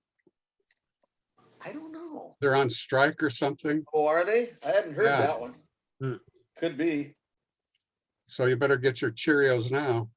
Yeah. Or whatever. Get your Frosted Flakes now. Yeah. Oh, did anybody see what's on auction at McCracken's tomorrow? You guys, I'm sorry, you want- not you want to look McCracken's, at 'em? not I have 'em. McCracken's, McLean, sorry. McLean. Yeah, I've got them. If you guys want to look at them, you want to look at them? I think what's crazy is they've got all this AC Gilbert stuff. And I don't know if you guys remember, but AC Gilbert invented the erector set. Yeah. Oh, And yeah. they had chemistry sets, but they got a bunch of stuff on this auction that is like things that made milkshakes and fans, you know, and all these different things. And the company was founded by a guy named AC Gilbert, you know, go figure, right? Yeah. And then they went out of business after the guy died in the 60s. But he had been, you know, he had founded this company, he ran it for like 60 years or something like that. Yeah, the good one to get is the radioactive kit. Yeah, they actually had that. Yeah, chemistry Oh, yeah. sets and all Oh, this other yeah. stuff. Now, I'm surprised that the Western Electric has not got some crazy price on there. Usually those things go nuts. Well, Of course, What this is is- this probably sorted not by? done bidding yet. What is this Yeah. search by? Is this radio? I just went through and found the anything that was a radio. Oh, I see. I usually enter search term radio. That's why I didn't see it because. But then you get like older stuff, right? So Right. Well, you want to see some of this is they don't show much of the Western. I'm just Well, know probably- that a lot of collectors go gaga on Western Electric, you know. Yeah. but it'll probably go crazy the night of the auction. It may very well because that's, you know, The thing is, they're auctioning. I forget what it is, 475 or Yeah, 400 something like that. You know. Wow. And they're doing it all in one night, so it's going to be really fast. I Show think that- that Midwest is that's- cute. What's that Zenith? Put that back up there. Oh, there it is. Yeah. I think the Midwest is cute. The first one. 5S228. That's pretty nice. Looks Yeah, like it's got the knobs. yeah, but oh yeah, maybe it's not very nice. How come Well, and the chassis is not, you know, registered. doesn't Stuff look like together. the chassis all the way in it or something? I Yeah, don't and know. look at the size of the speaker compared to the Yeah. chassis. Huh. probably all the cushions are shot, so it's sunk. Yeah, oh, I'm sure Yeah, they that's are. for yeah. sure. Yeah. It's not Okay. even Original speaker though. Huh. It's different. Well, it's the bottom of the line, yeah, and it's 37, right? From the 228. sure. this Midwest is nice, isn't it? I mean, this. I like the Midwest a Yeah, I lot, like that. actually. It's pretty nice. I looked it up. It was one of their earliest receivers. It's like an 8 or 9 tube set. I forget. Yeah, Oh, there wow, it look is. at that. Yeah, Wow. a lot of tubes. It is. And I don't know. Midwest, The Midwest last time- always had those cast escutcheons, Uh-huh. and this is one of their early sets. So it's got a little tiny, you know, a little small escutcheon, but later on they got to be really big Yeah, on the later sets. their consoles are really nice too. Midwest. Yeah, I like this set of everything they got here. Sure, that's a nice one. One of the Byron, are you nice gonna bid sets. on it? You know, the problem with these things is I can't do it real time because they run them so fast. So if you're gonna bid, my advice is you bid and then just walk away and come back tomorrow. And see if Yeah. it, And see if you want, you know, take your highest thing. And these Globe radios, those are novelty radios. I Yeah, think Fleetwood. Olympic. Yeah, I don't know Olympic. I tried to look that up, but I couldn't figure it out. But those Globe radios, those are obviously Oh yeah, those are cool. What does it say on the bottom of that one? MAPC, it looks like. Or NAPC, I don't know. Or NARC, I don't know. I can't read it. you know, it says MARC. Yeah. Sonny's got one that's an actual globe. I mean, it's like, you know, globe of the earth. Yeah, but that's a tube radio, right? It's This is really neat. Yeah. I kind of got turned off on, nothing against Gary. I mean, they do a really good job, but they raise their rates on buyer's fees and stuff like that. And, Is it 18%? yeah, I think so. It was 13. And then, you know, of course, you're bidding on these things with everybody in the world. And Bid 5% less. well, yeah, then you don't get it. So, Well, but everybody else is gonna be paying that too, so. yeah, I know, you're Well, right. this mission bell is interesting. I looked this up by model It's kinda number cool. and all I got was totally different cabinets for this same set. Although, you know, the fourth picture down here shows the model number label as being what it is. You know, that's where they got the model number off of it. But I looked this up by the model number. Yeah, 408. 408. And I found like a wooden set and, you know, 2 or 3 other different sets. Sure. But I didn't find anything that looked like this. And the other thing I wondered was if that 833 is like a date code. You don't think that's a chassis number? I don't think so. Don't think so. Near as I could tell, I just wonder if that's like, because this is 1933 set. They claim it's 40s, but I don't think so. Is that a 4-tube? I can't tell. No, I think it's a 5. It's Is a it? Okay. stock AA5. All right. It's a stationized. Yeah, stationized. Yes, it is. For So you can see Portland and, KGW on Seattle. there. Well, for the West Coast. That's gotta be West local. Coast, yeah. Yeah, that's West Coast stationizing, yeah. Yeah, I think it's an interesting set, but it's weird that the sets that I found looking for that were not that same cabinet. Yeah. Is this stuff from the Galen Fate estate? I don't think anybody knows I don't know. other than Blake. Likely. Does Blake recognize any of them out of 2,000 radios? Well, I was wondering about that AC Gilbert stuff. They must have 150 AC Gilbert things on this auction. Oh yeah, I've seen them. It's incredible. There's got to be a story to go with that. Somebody must have That's a collected cool Well, looking set.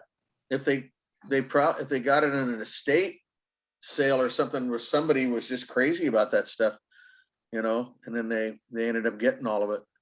Yeah, Probably. they almost had to be somebody who was associated with the company. If you Oh, look really? at the vast, you know, wide selection of stuff that's with that, you know, it's very hard to imagine how you could have collected it all. Okay. Some of the stuff goes back to the 20s. Wow. You know, there's train sets, there's chemistry sets, there's, you know, it's Holy just, cow. it's amazing, the AC Gilbert stuff, you know. Before I looked at it, I said, well, all I remember is the Rector sets. And sure enough, Yeah. you know, and chemistry sets, you know, but they've got, you know, Oh, it's milkshake. it's the chair, the keel table. Look at that. Yeah, keel table. Yeah, isn't that cool? That's a nice condition. Yeah. I sent a link to Cliff. He has one. Yeah, he's got one. Probably got a couple of them. I think he may have at least 2. I'm not sure. Does it look like the tag was been taken off, or is it Does. Does. manipulated, doesn't it? Maybe just refinished and Took it off to refinish it, yeah. Oh, boy.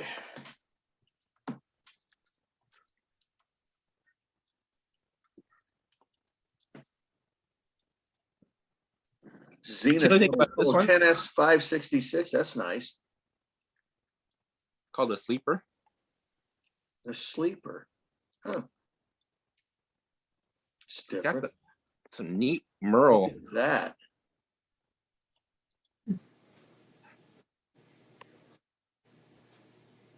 Huh.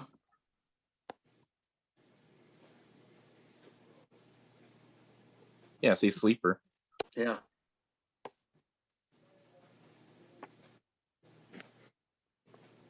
Who made that? Boy, it's hard to tell. Well, Sleeper was a company. Oh, was it?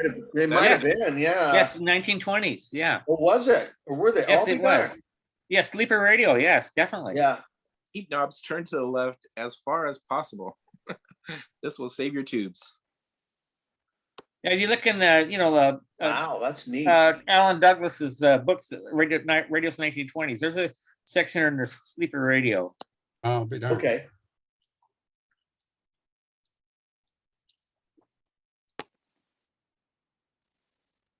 Like, I think he was a well-known kind of That is very cool. company or person for a while, you know. Steinite's another one.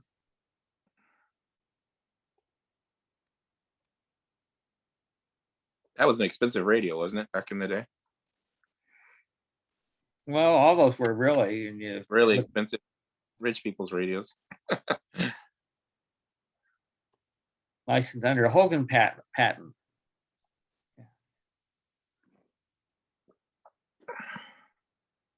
I like the meter. Yeah. Yeah. 27, huh? Gives it a little industrial taste. You know, if that's anything like my Steinite, I have one very similar to that, except the speaker is on the left and not a console. It actually has 199s and 01As and a BH rectifier. It's got a kind of an interesting eclectic. Really? Wow. Yeah. Wow. Electric set. 10S. What? 41. I wouldn't want to play with the wiring in that. Oh, yeah. Yeah, no, that's gonna be rubber crumbling. They wrote down 10S 566, but they're not always correct. So Yeah. That one will have the color crumble in it. Mhm. So didn't we have one of these at the auction? Yep. Yeah, I think so. So what was the break year on that, Blake? I thought it was like 1940 to 41 or. 39 started to see a little of it, but it was Uh-huh. really 40, 41, and 42. Okay.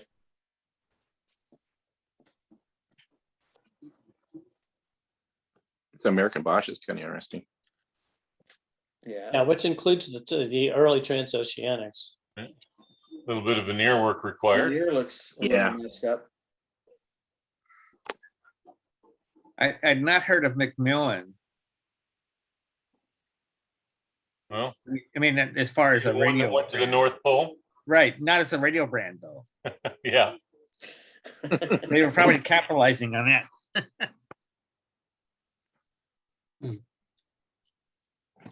Almost looks like a CRT on the front of it.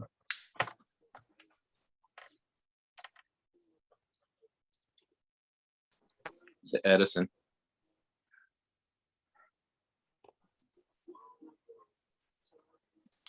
Oh, I didn't see that September 9th. I bet you that is Galen Fate.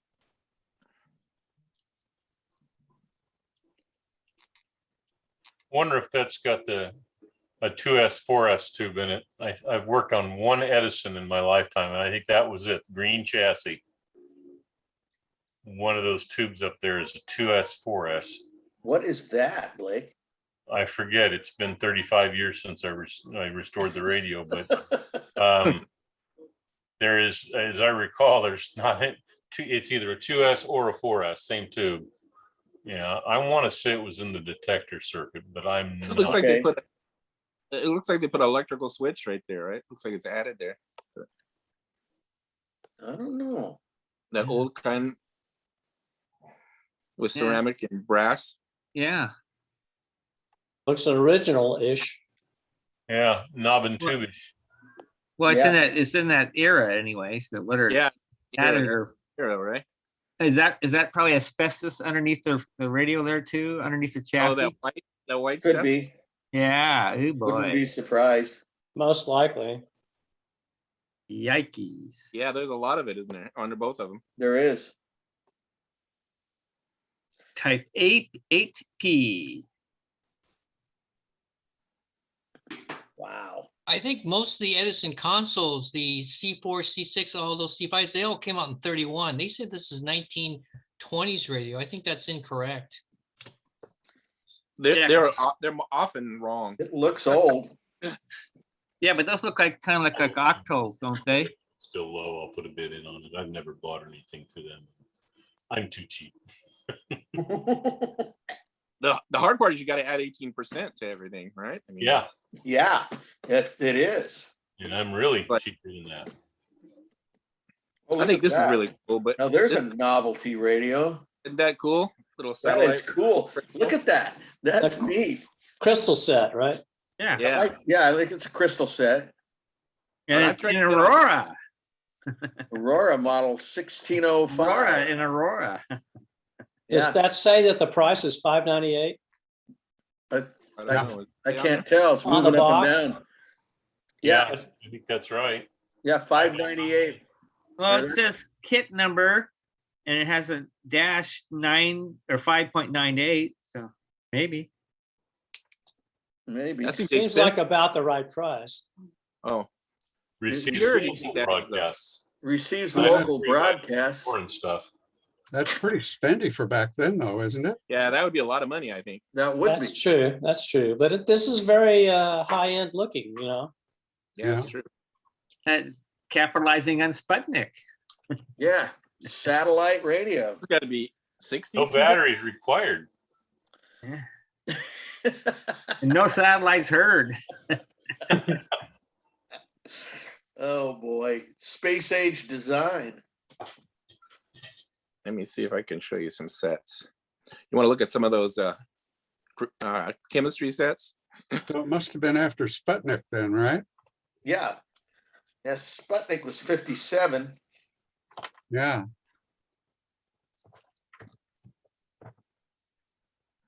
Well, what's everybody working on?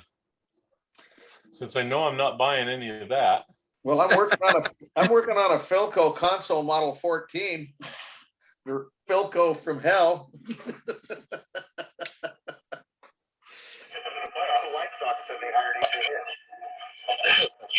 Get out of the playoffs. The division sucks and that team's loaded. Hey, Blake, we don't see anything. I know. Isn't that great? Our Oh, project boy. this evening is a Yeah, before TV. freshman masterpiece. Here with You went Tom. away. There he is. Our best side is this one right here. Your audio's low.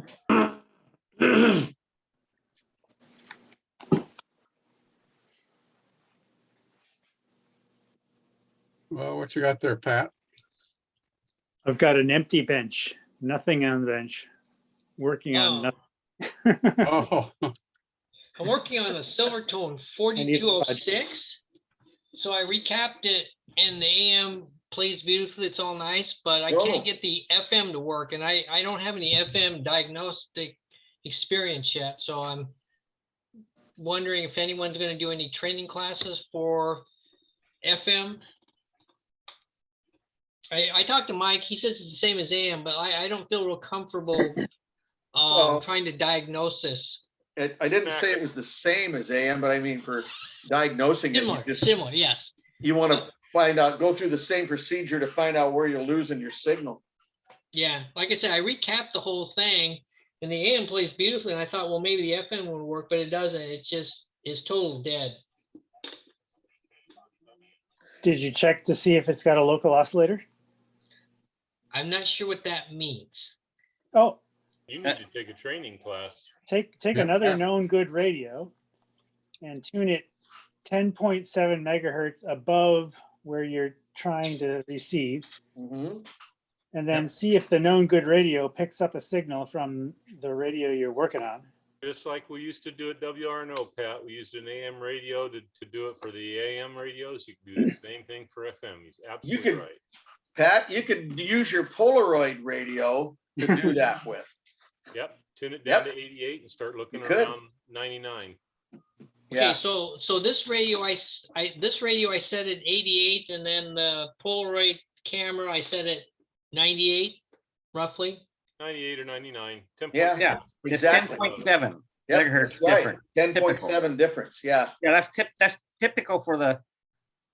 Now what the earlier ones were not as wide is not IFs weren't 10.7, but later ones are. That's right. You're Yeah. right, Mark. Yeah. You have How to- old is that radio? 6 and 9.4. So 4207 is the model number. I'd have to go look it up. Is that a Philco? No, it's a Yeah. Silvertone. Oh, yeah, okay. it doesn't matter. There's not enough difference between 9 and 11. You're still looking for a signal somewhere in Yeah. the middle of it. Right. Yeah. I and- just think I thought I saw some that were like 4 megs or 6 megs or something, you know, in the earlier stuff sometimes. So that's why I was just saying, if you look in your photo fax or somewhere to find out what the IF is in those things. Do you have a schematic? Hey, Pat, do you have a schematic for that? No, I think I can probably find one somewhere. Well, about what year is it? Oh, it's my favorite thing. I can go over to Silvertone, right? Radio Museum. Yep. What's the model number? 4207, 4207. 4207. Hey Let me guys, I'm see. done for the evening. We'll see you all If it takes Saturday. Pat, if it takes a photo fax, I Hey, can. Blake. Night. See ya. Good night. Hey, see you, Blake. We'll see ya. Yeah, some of the early FMs where they Yeah, I'm had, going to bed too. Oh, sorry, 4206. Oh, 4206. Okay. Sorry. That's all right. when they had the low FM band, Mm-hmm. the 50 megahertz. That's right. Then they had like 5 megahertz IFs in some of those. Yeah. 5.3 or something like that. I can't remember. Yeah. I did a Philco, was 9.7, I think. Megahertz. Yeah, that's an oddball. Yeah, it was. It was 9 point Yeah. something. I'm saying, I don't know when they commonly standardize in 10.7, I guess, like 455 for AM and. Right. Okay, it's 1954 through 1956 radio. Okay, cool. I'm looking up the photo fax for you right now, and what I can do is I can scan a copy of the schematic and then email it to you. You want me to do that? I think I might have it because Well, I've got depends a on- bunch of. I have to go search to see if I got it, but I might have Right. it. Does it say what folder I'm supposed to look at? Let me look. That's what I'm looking Radio for. I haven't found it yet. Museum. It says. Oh, does it say that? It might say there. Yeah, that's why I think this radio museum is really good. It says here that it's in PhotoFab SAMS 10-54, set 255, folder 13. So it's going to be in book 26. So. Oh, Mike, I'll go and check to see if I got, I have some SAMs Okay. and stuff, but a lot of times there's missing things in it. So I'll see. And if I don't have it, I'll give you a holler back. yeah, just do that. And then if you've got the set and folder numbers, makes it easy. Then I can just run out there and I can get it out of those cabinets that I got from you. Okay, so I tune this If one you're to registered 88. properly on that radio museum site, you can actually download the schematics if they're posted up there by somebody else. Oh, yeah. Yeah, sometimes you can. Oh, okay. Okay, so I put this on 88, put my camera on 98, and then I should hear something through the working radio. Whatever your IF difference is. So if Whatever your the IF is difference is, yeah. 10.7, then you add 10.7. I'm saying that right. Yeah. Okay, and I should hear something. So obviously I should pick a channel on the working radio that's not an actual working station. Right. No, you can actually listen to a working station, and if the local oscillator is close enough, you'll hear a beat note as you tune through. Yeah, it'll sound like a It should be a dead carrier, no modulation. right. Yeah. And if you spin the tuning knob, it should move back and forth, back and across Right. the frequency you're listening to. Just to know if it's working. Right. So Right. that's a big clue. If the LO If is the working, oscillator is working. if it's still dead, it could be a bad RF stage or a disconnected antenna. A lot of those old radios on FM didn't make the white noise that you hear on, because there wasn't a lot of gain and it didn't do hard limiting in the IF stage. So I was going to ask Blake if he had ever finished that 1946 FM radio, yeah. I don't know. Philco. Yeah. It was an FM, and it had an odd like 9.5 megahertz IF or something. It was a new band, but There it is. So I come up with 255-13. Is that what you got, Pat? Let me go check back over there.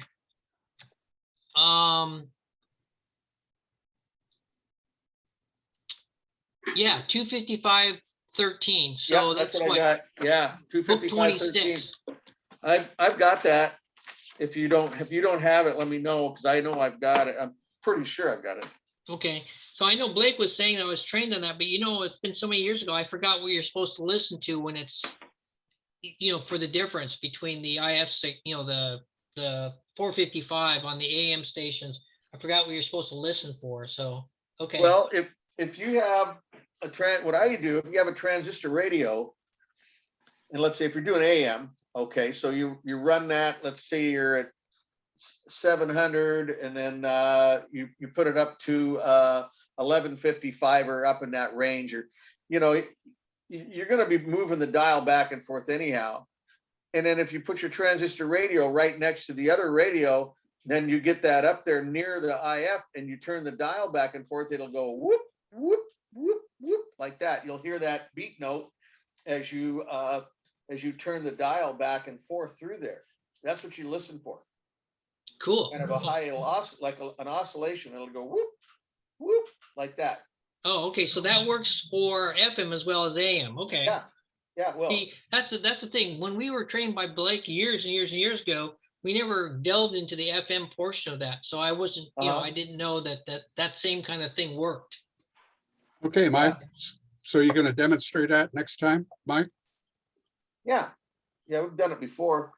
Yeah, we did that at. Let's see, I did that. Well, maybe you weren't there, but I did that Tech Talk on the All-American 5, and Blake had his demonstrator, which is the great big demonstrator radio of his. And then I had a different radio and right next to it, and we just demonstrated between the two. We ran one 455 above the other, and then you just move that back and forth, and you could hear that note come through the speaker. And of course, the demonstrator would be nice and leaky, so you'd get lots of oscillator out there. I'm wondering Why? also, I don't know.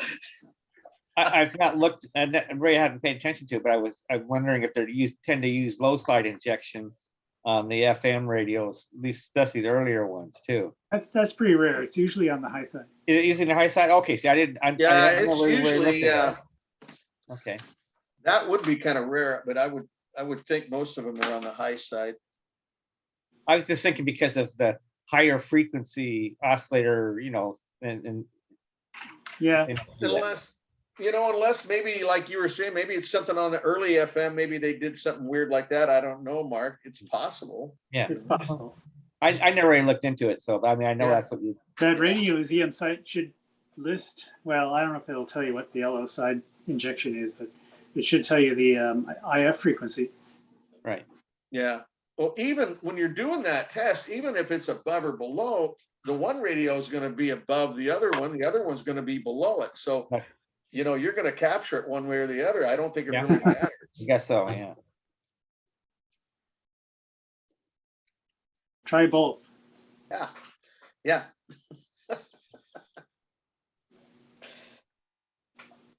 Well, that's interesting. On this radio museum, it shows 455 for the super heterodrone, but it doesn't show anything for the FM side. Really? Huh. Well, if I can't find it right away. Yeah, it doesn't look like it's there. When did you say 55? 455 for the super heterodrone. I mean the year. 54 through 56. I think pretty much by then they were using 10.7, most all of them. Yeah. Well, you're going to find your SAMS is going to list it for sure. Is there an IF? Is this a slope detector instead of a ratio or discriminator? Some of those cheap ones, like a Silvertone, they had some really, really simple FM. And you just about have to be on top of the station to hear it. No kidding. Not sure what that means, Bruce, but if I didn't know any better when I was looking at this thing, it looks like it's got slug tuning. Well, that Oh, doesn't okay, matter. that's normal. Oh, that's normal? Yeah, I mean, there's a lot of radios did that. Zenith did that a lot, and they would, and Bruce explained what that reason they did that, and it had to do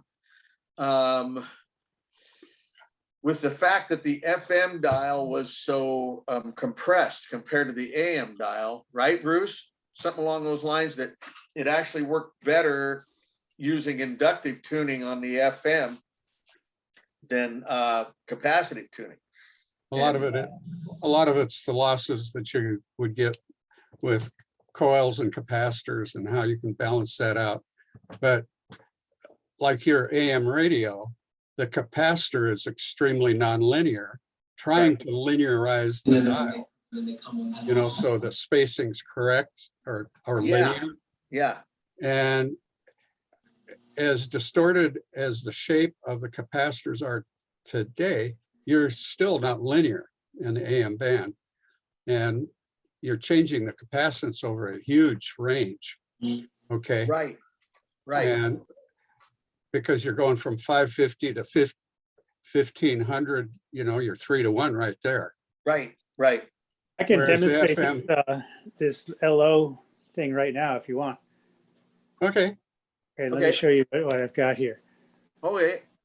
All right, so What's your this only- is a portable Zenith AM/FM portable radio, and it's tuned to about 91. And then over here is an FM receiver. It's a KLH model 21, and it's 10.7 megahertz above.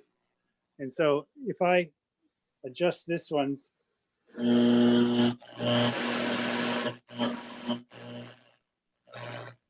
and that's centered on right there. Yeah. So this radio here is picking up the LO from that radio over there. And there's no channel. There's no, see if I turn this off, it goes away. That's just the background noise, right? Yep. Yeah, there you go. Yeah, there you go. That's what you're looking for. Now, if I, So I you're tune signal- basically tuning to the local oscillator frequency to find that? yeah, Couldn't and you, it picks it up like it thinks it's a regular radio station. couldn't you do the same thing with a shortwave receiver tuned to 10.7 or whatever the IF is and see if you can find it? I don't know if you're going to be able to pick up the IF that far, maybe. No, that's the same thing as injecting it with a signal generator. So Yeah, you're, should be able to hear it, but You might, Yeah. But your IF is constant. You're not tuning in. yeah. right. Right, right. But if you adjust the tuning of the shortwave receiver, you'd be able to see where your local oscillator was actually. I mean, it's not quite as accurate as using a Pool to swim in, to soak in, and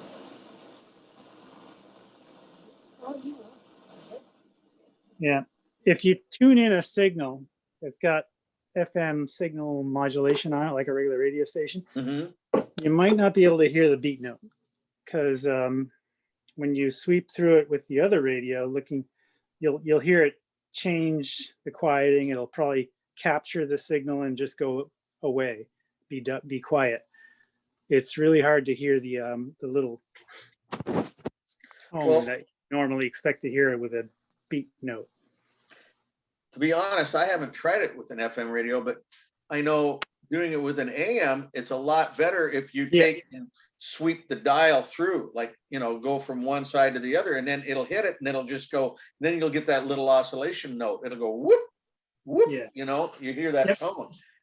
FM doesn't quite do that. It may not. Yeah. There's a capture effect, and the stronger one will take over from the weaker one. And if there's no modulation on the LO and it's stronger, you'll just hear a quiet signal. Right. That makes sense too, because you're modulating the frequency. So then as you're moving through there, you have to get centered normally to hear a station, and then it's not going to pick it up because it's the frequency that's being modulated. Right. Yeah. So a lot of the radios they have on ships and such, when they're using it to listen to AM band. They're shielded quite well, and they will have an RF amplifier to make sure that you're not getting anything out the wrong way. You won't get the local oscillator out. Right. Oh, yeah. If you just have a mixer, some of that RF will go back out the antenna. Oh, yeah. Sure. It's a security risk, because guess what? That local oscillator, it's picking up Yeah. your voice, and there's a little bit of modulation from just speaking in the room that gets onto that signal. And somebody out there can pick that up and hear you. Yeah. You saw that in like some of the old nationals where they modified the military versions. They had an extra box bolted on the back for a second RF amp. Yeah. So that they Yep. increase the isolation between the LO leakage out to the antenna and stuff. Sure. Well, that's just like when they went to wave traps, because the ship to shore broadcasts or whatever they were back in the day, you know, were close to or at the 455 frequency. And then they put a wave trap in the radio and the receiver, you know, to kill that. Anything coming in at 455 on that radio would be drawn through the wave trap and then and demodulated out of the signal. But that local oscillator carrier getting out there is great for somebody looking for you with a direction finder. Yeah. There was a good book called All the Light We Cannot See. I don't know if you've ever heard of that book, but it's about DFing in World War II. Wow. In Europe. And it's a really good read. I'd recommend it. All the light we cannot see. All the light we cannot see. Yeah. Okay. Like electromagnetic waves is light. Sure. But Yeah, sure. you Yeah, can see a little bit. So it's about the radio spectrum. It's a good read. It looks like a mystery whodunit.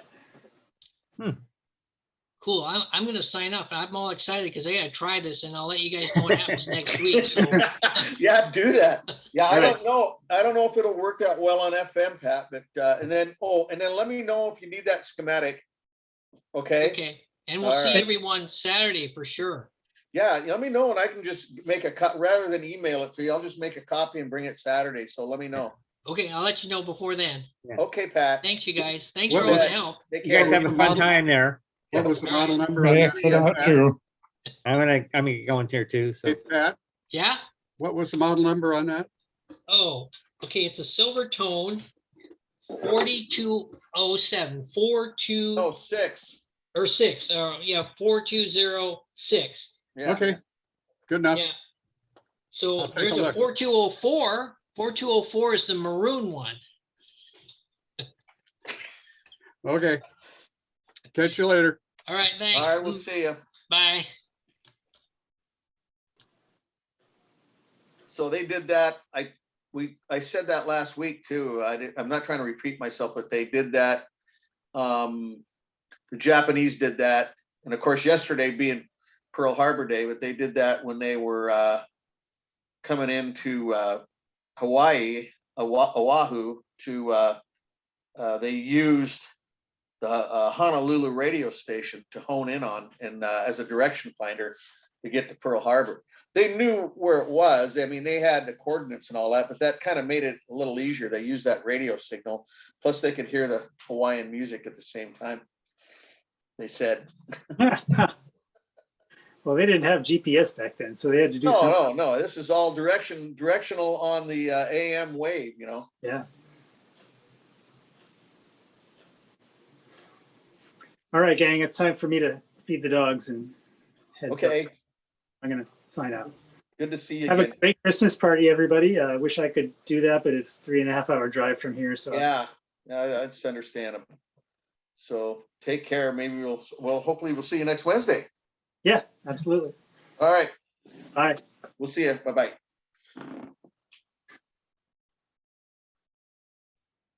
So Mark, did they have any? They probably didn't had all the celebrations for Pearl Harbor was all over to Oahu. Is that right? I think Mark took off. Is he off? Okay. Almost everybody's dropping off. I think I'm going to too. All right. Thanks, Mike. Thanks for everything. All right, you bet, Franklin. Take care, and we'll see everybody, whoever's gonna be there, we'll see you Saturday. Sounds good. Take care. Bye-bye. Bye.